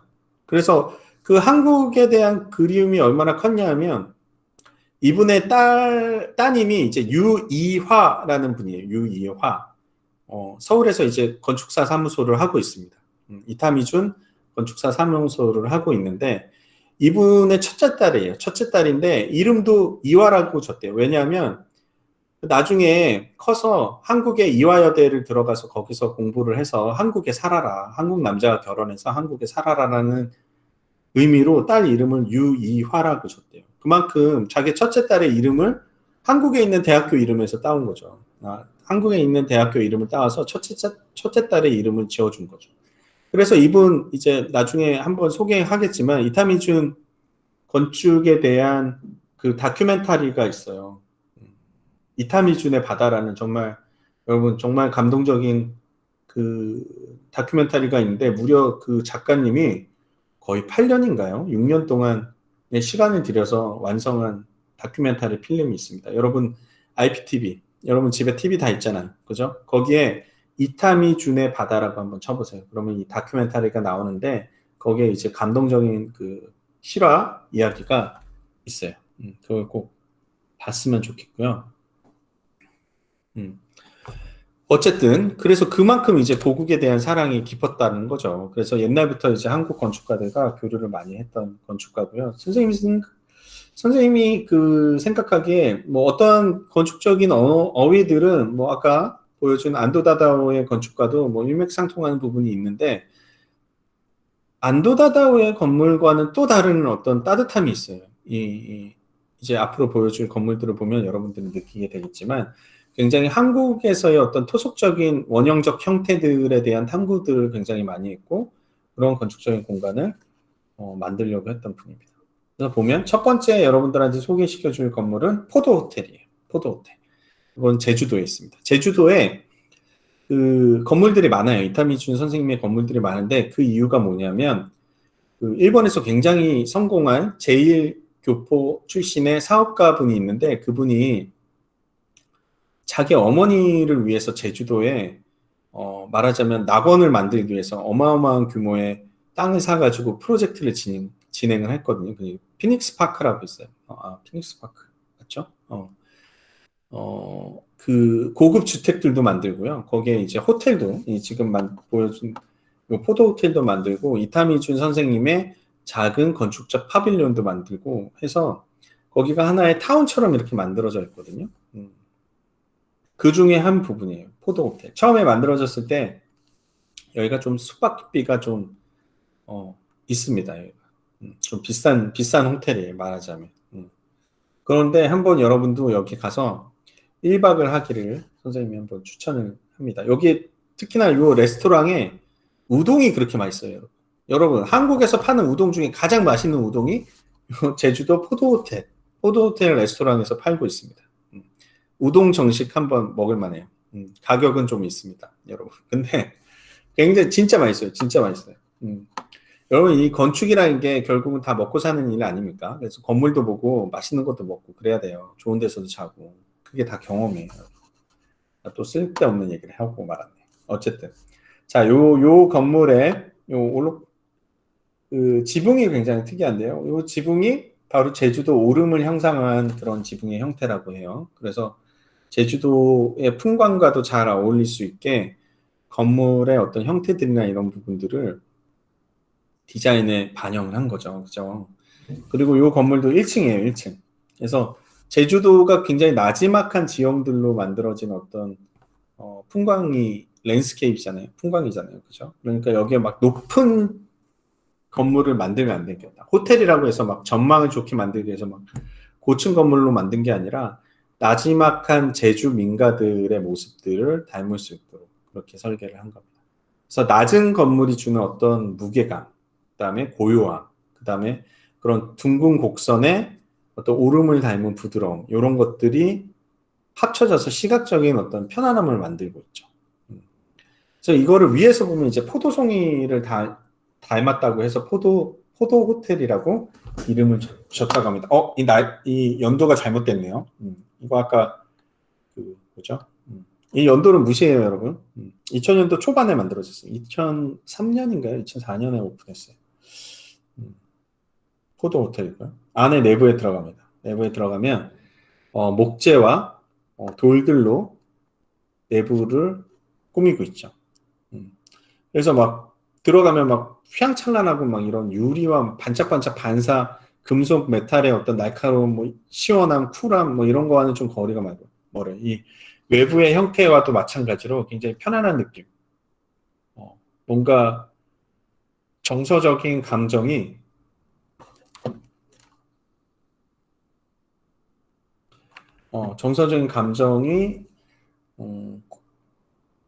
차분해질 수 있는 어떤 그런 재료들로 내부 공간을 만들고 있어요. 이게 이제 목재와 돌을 활용해서 약간 제주도의 민가들을 표현하려고 했대요.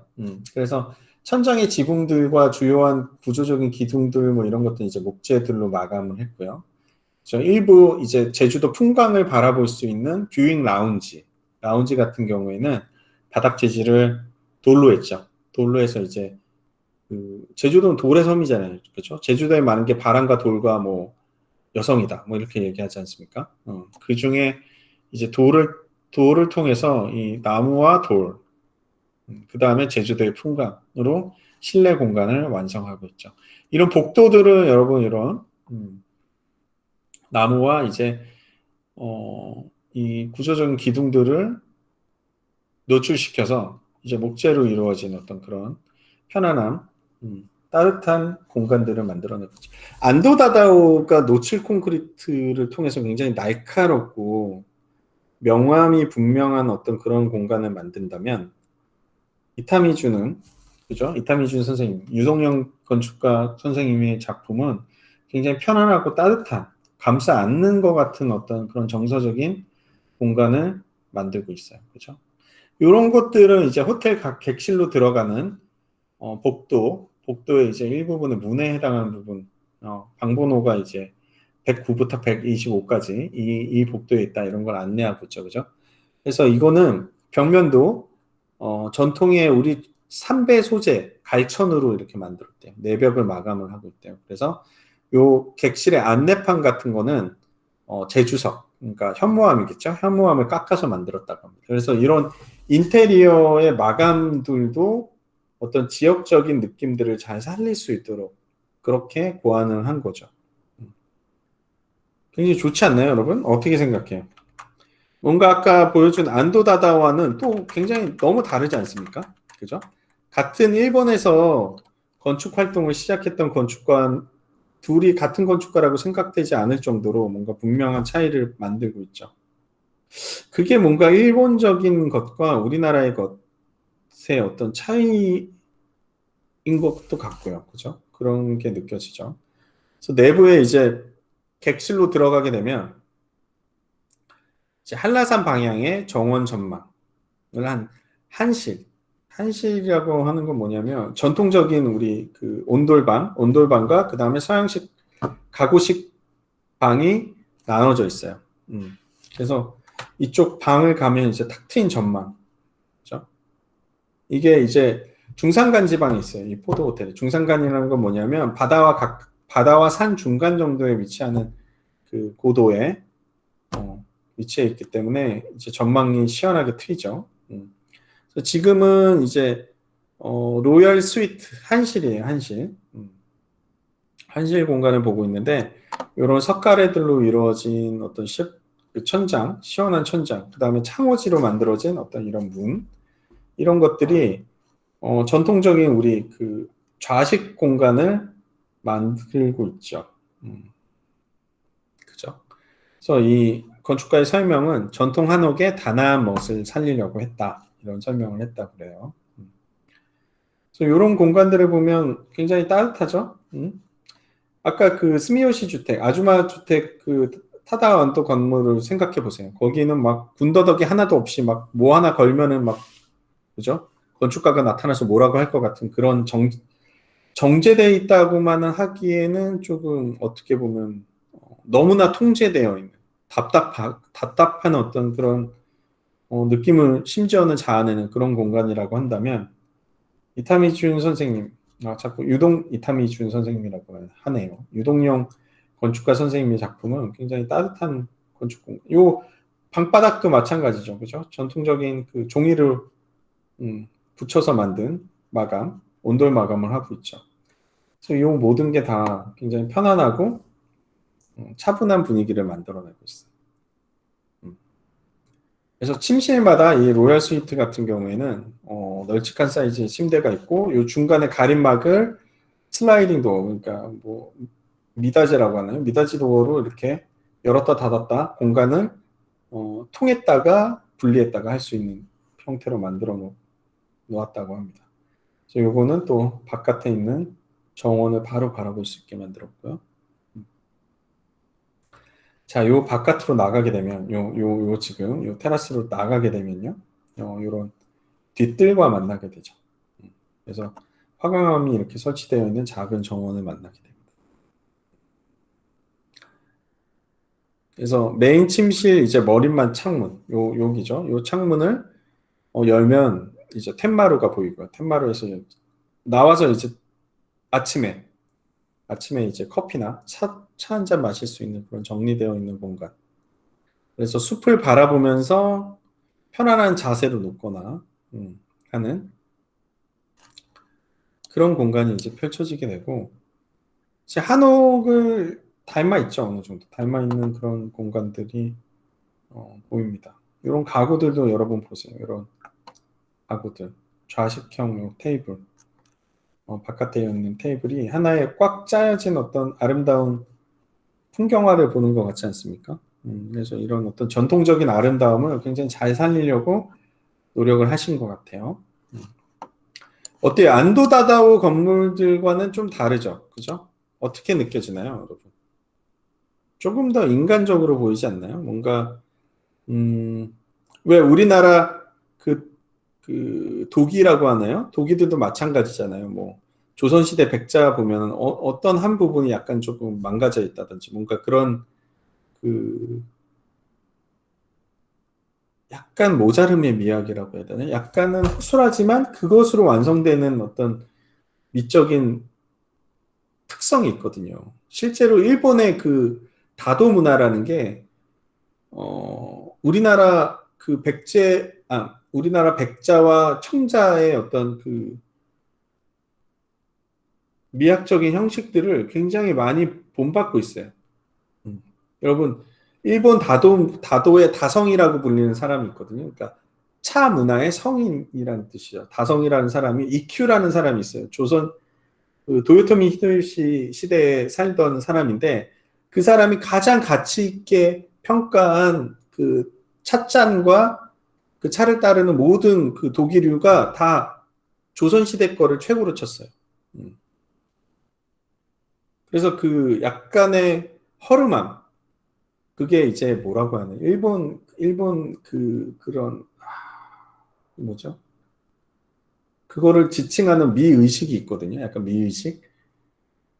꾸미지 않은 그대로 놔두는 뭐 이런 막 장식하거나 화려하게 치장하지 않는 그런 것들을 지칭하는 말이 있는데 그게 일본의 그 미의식이라고 하는데 사실은 조선시대에서 시작된 어떤 그런 거예요. 그래서 여러분 일본 소설가가 쓴 책이 있습니다. 이큐에게 물어봐라는 책이 있어요.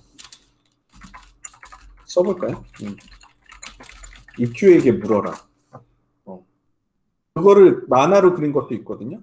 근데 그게 이 이큐라는 다성이 그 조선시대 뭐 여인을 짝사랑해가 막 그런 얘기예요. 그런 얘기인데 하여튼 이 사람의 어떤 미의식과 차 문화가 얼마나 조선 문화에 영향을 많이 받았는지를 그 책을 보면 알 수가 있어요. 하여튼 그렇습니다. 그래서 어, 연장선상에 있는 것 같아요. 이 유동영 선생님의 작품을 보면 일본스러운 부분이 어느 정도 있지만 이분은 온전히 우리나라의 미의식을 담고자 한 게 아닌가라는 게 느껴지죠. 이거는 이제 양식, 그러니까 한실이 아니라 우리나라 그 한옥의 바탕을 둔 공간이 아니라 입식 구조죠. 이제 의자와 이제 소파와 이런 식으로 이루어진 양식 공간입니다. 약간 분위기가 다르죠, 그죠?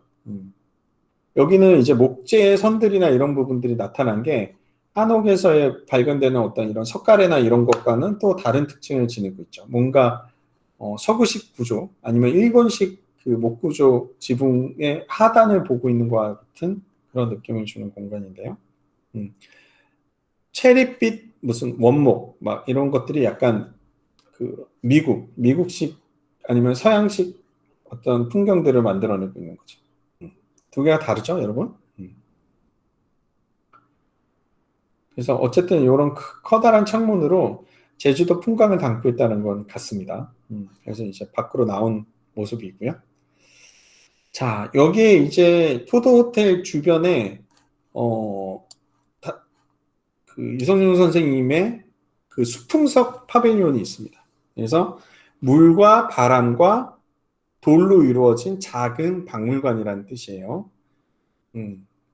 그래서 일본에서 이제 도시락 사업으로 성공한 제일교포 김홍주 선생님이 이제 부모의 고향인 제주도에 무릉도원을 만들겠다. 막 이런 포부를 가지고 골프장과 포도호텔과 뭐 이런 것들을 만들고 그다음에 비오토피아라는 어, 뭐라고 해야 되나 고급 주거 단지 말하자면 뭐 한 채에 뭐 뭐지 그 당시 가격이 2000년대 초반 가격으로 막 2, 30억 했대요.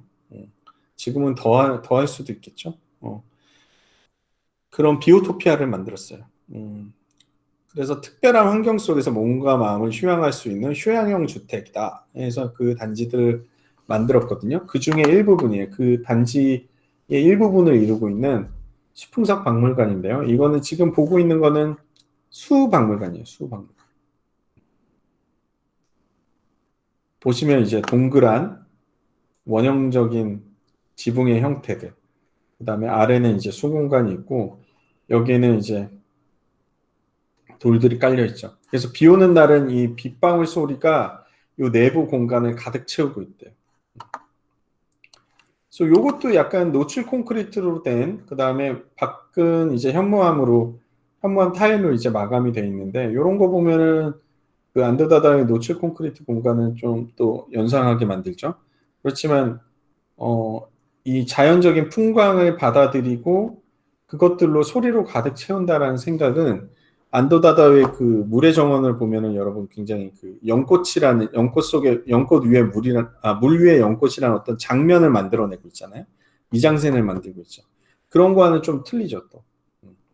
그러니까 자연 풍광 그 자체를 받아들이려고 하는 그런 방식으로서 이 공간을 만들고 있는데, 그래서 하늘이 바로 연못이 되는. 사실은 연못이 요 땅을 의미하는 삼각형의 물이 담겨져 있지만 오히려 이 물이 하늘이고 마치 요 동그랗게 뚫려져 있는 요 하늘을 담고 있는 이 지붕이 원형 천장이 뚫려진 천장이 연못처럼 보이죠.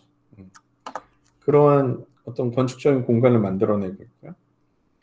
요거는 이제 바람박물관이에요. 바람박물관은 원래 이제 그 소나무 우리나라 이제 소나무 목재 많이 나오잖아요. 그걸로 이제 쭉 마감을 했고 지금은 이제 컬러가 바뀌었어요. 어. 나무 목재는 여러분 시간에 따라서 색깔이 변합니다. 뭐 계속 비슷한 색깔로 스텐이라고 하죠. 오일 코팅을 하지 않으면 색깔이 자외선에 의해서 자연스럽게 변색되는데 그거 자체를 그냥 받아들인 거예요. 왜냐면 그것 자체도 하나의 시간적인 특성이라고 본 거죠. 선생님은. 그래서 요 밖에서 보면 이게 촘촘하게 면으로 다 막혀져 있는 것 같은데 안을 보면 이렇게 다 뚫려 있습니다. 그래서 요 틈들 사이로 제주도에 바람이 불어 들어오는 거죠. 그래서 이 바람 소리를 느낄 수 있어요. 바람의 소리와 그 감촉을 요 내부 공간에서 느낄 수 있어요. 그리고 여기 끝에 이제 이 공간들의 어떤 상징하고 있는 작은 조각들이 담겨져 있죠. 그래서 여기는 박물관이라고는 하지만 사실은 뭔가를 보기 위한 공간은 아니에요. 그냥 이 공간 자체를 느끼기 위한 하나의 파빌리온이라고 볼 수가 있어요.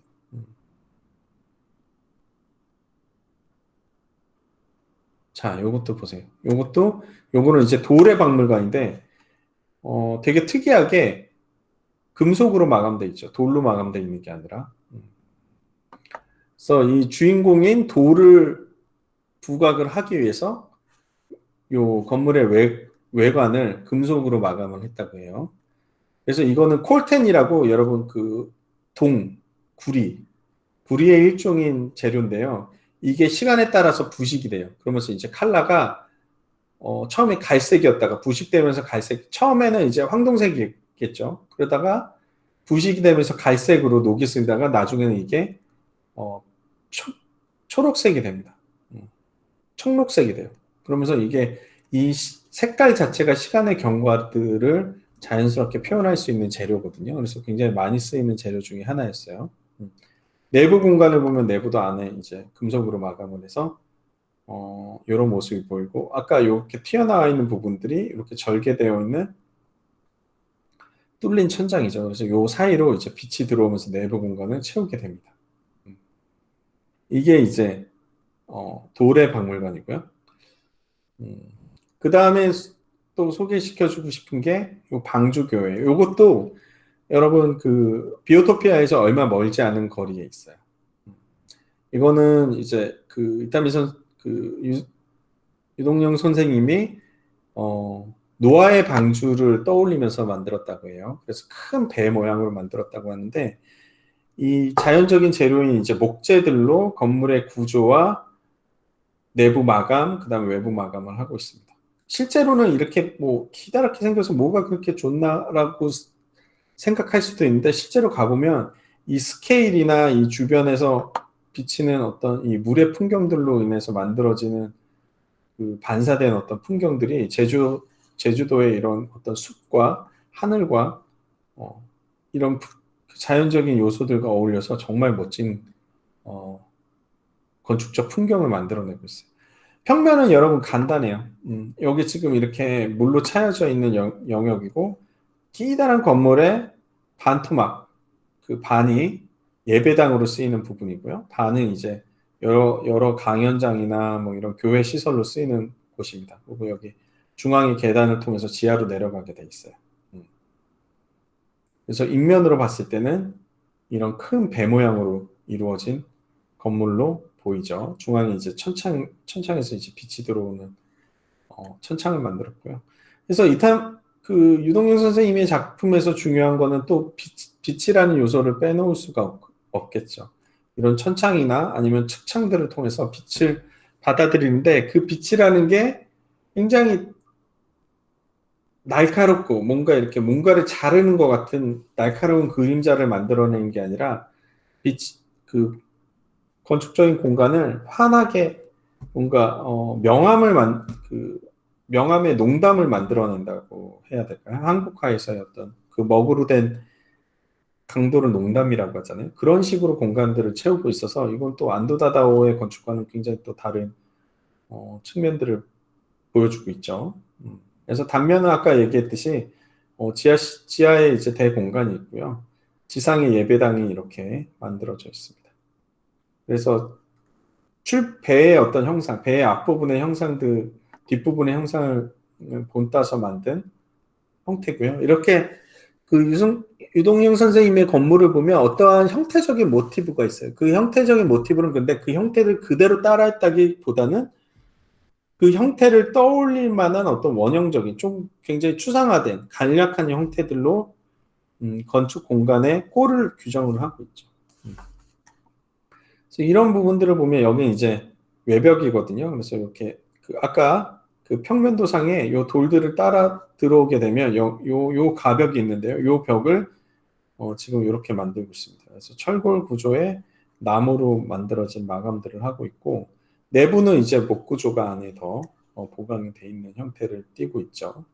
그래서 요 지금 반짝거리는 요 징크 아연도금 합판이죠. 아연도금 합판인 징크가 이제 빛을 받아가지고 시간에 따라서 아침 무렵에 새벽 아침 무렵에는 이제 파란색을 띄었다가 점점점 시간이 갈수록 붉은색과 이제 노란색, 그리고 이제 색깔이 시시각각 하늘의 색깔들과 조응할 수 있도록 이렇게 만들었어요. 그래서 굉장히 반짝거려요.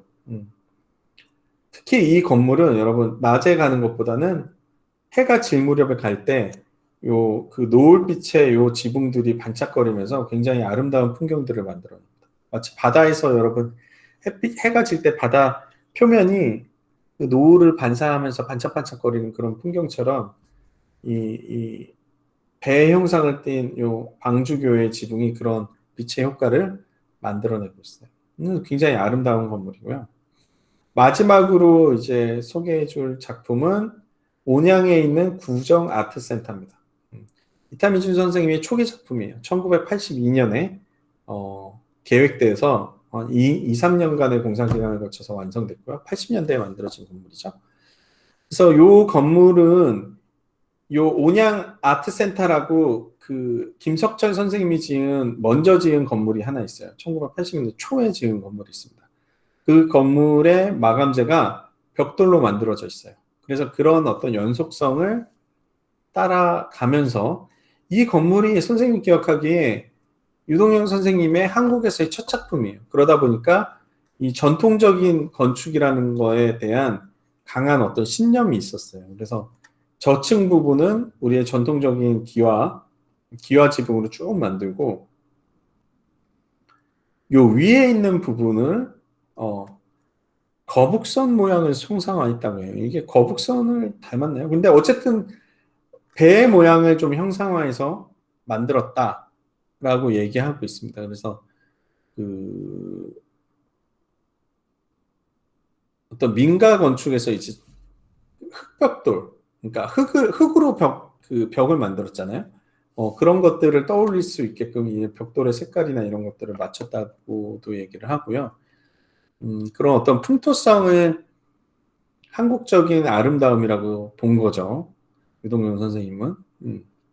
그런데 비판을 좀 많이 받긴 했어요. 왜냐하면 요 모양이 일본에서 이제 그 근대화 시기 때 일본 사람들이 많이 썼던 그 군인 모자와도 좀 비슷하다고 했어요. 그래서 이게 약간 그 외색성이라고 하죠. 그러니까 일본적인 형태다. 이거는 우리의 것이 아니다. 뭐 이런 비판들을 조금 초기에는 받았다라고 합니다. 근데 유동영 선생님 자체는 그 거북선의 모양, 그 둥그런 등 모양에서 모양을 가지고 왔다. 이렇게 설명을 했다고 해요. 그래서 이 건물은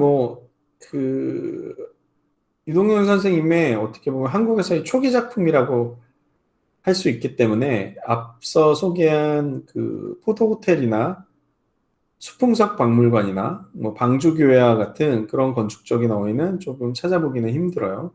그렇지만 어쨌든 이 재료나 이런 것들에 있어서 향토성을 받아들이려고 하고, 그다음에 건축의 형태 자체도 우리 문화의 어떤 원형적인 형태 중에 하나라고 할 수 있는, 말하자면 거북선 뭐 그런 모양들을 차용했다라는 것에 있어서 좀 의미가 있겠죠.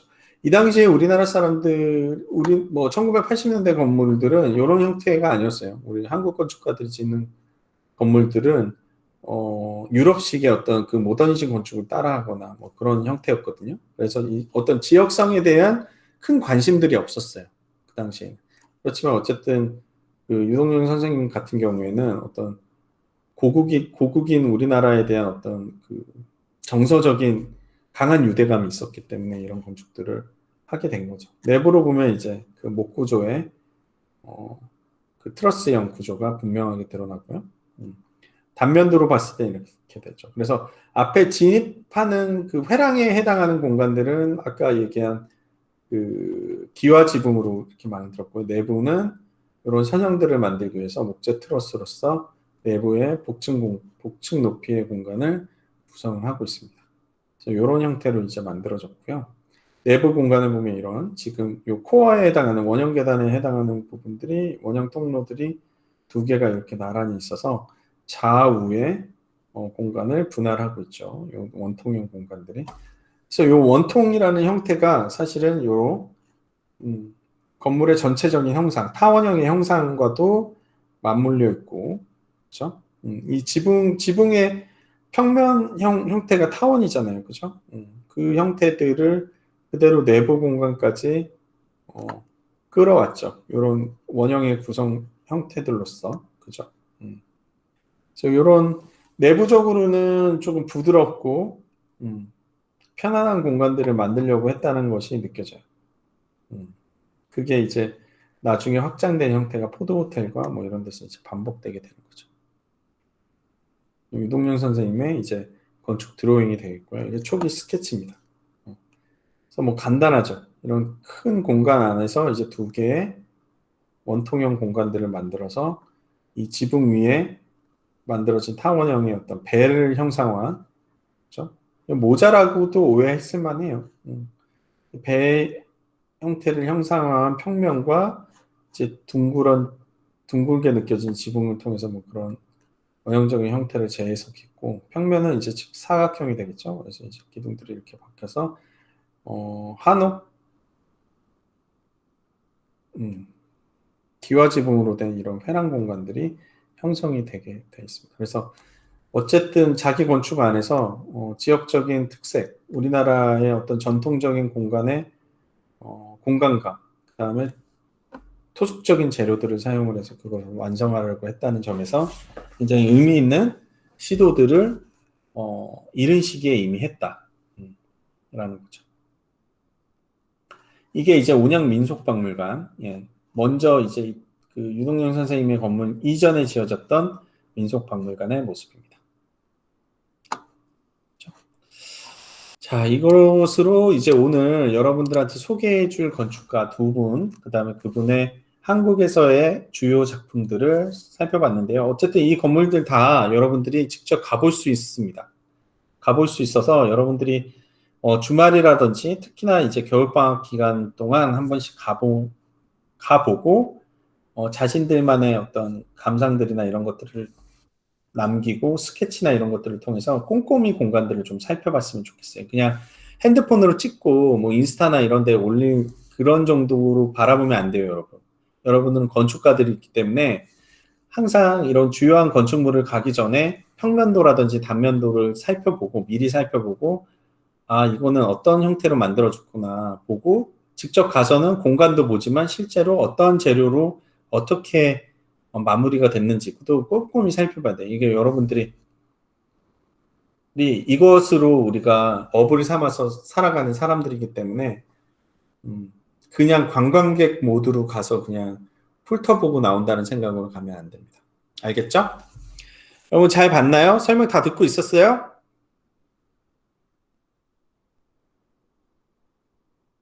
어땠나요? 가보고 싶은 마음이 부숙부숙 들었나요, 여러분? 음.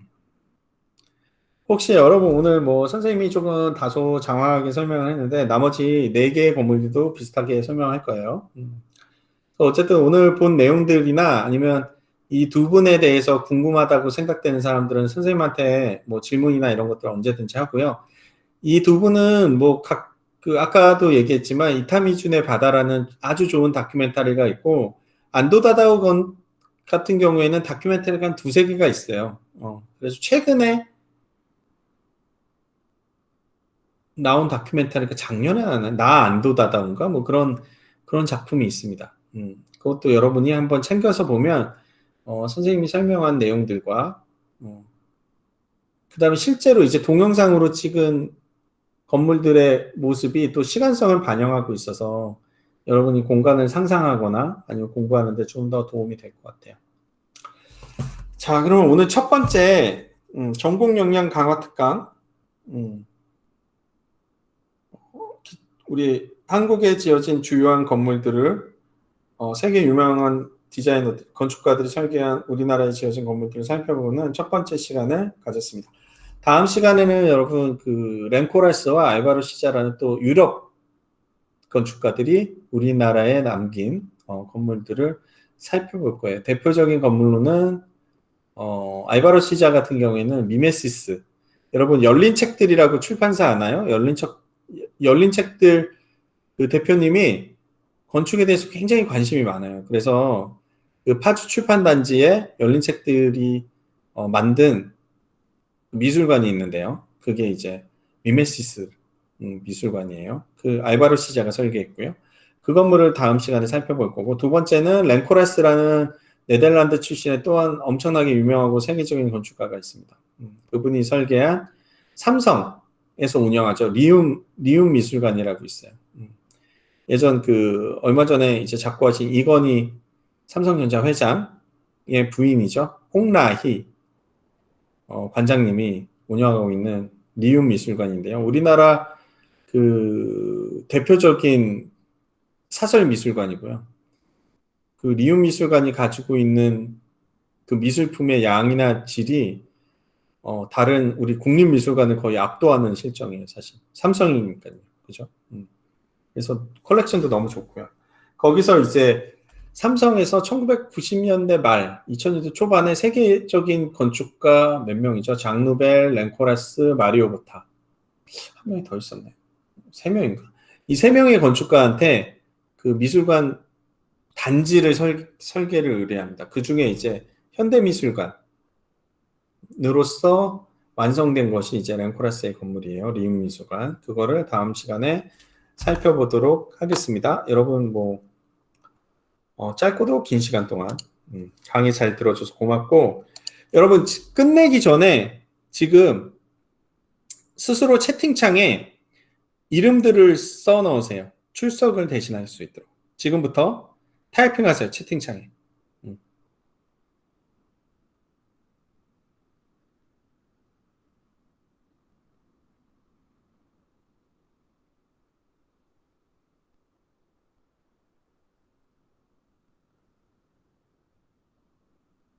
아, 오케이.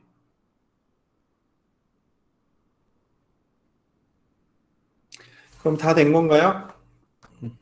아, 지금 또 있냐? 빨리 칩시다, 빨리. 뭐 하고 있었어요, 여러분? 딴 거 하고 있었습니까? 빨리 칩시다. 채팅창에. 이게 텍스트 파일로 남아서 선생님이 출석 체크하기가 편할 것 같아요.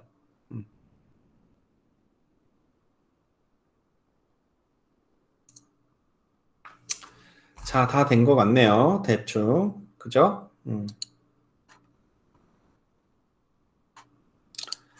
자, 그러면 여러분 모두 각자 이름 타이핑해서 출석한 거를 체크한 것으로 선생님 인정하고, 다음 시간은 여러분 언제죠? 다음 주 월요일이죠? 다음 주 월요일까지 여러분 꼭 오늘 소개한 다큐멘터리를 좀 봤으면 좋겠습니다.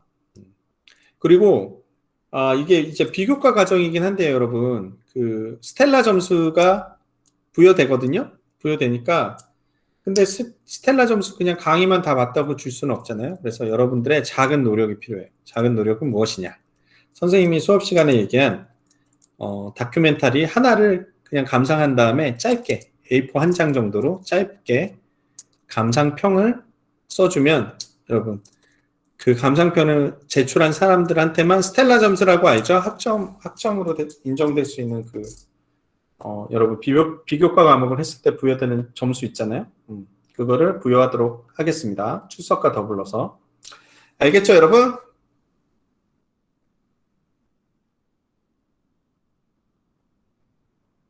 예, 다 알아듣는 것으로 여기고, 여기. 오늘 첫 번째 특강은 여기서 마치도록 하겠습니다. 긴 시간 동안 고생 많았어요. 감사합니다. 감사합니다. 강의 마치겠습니다.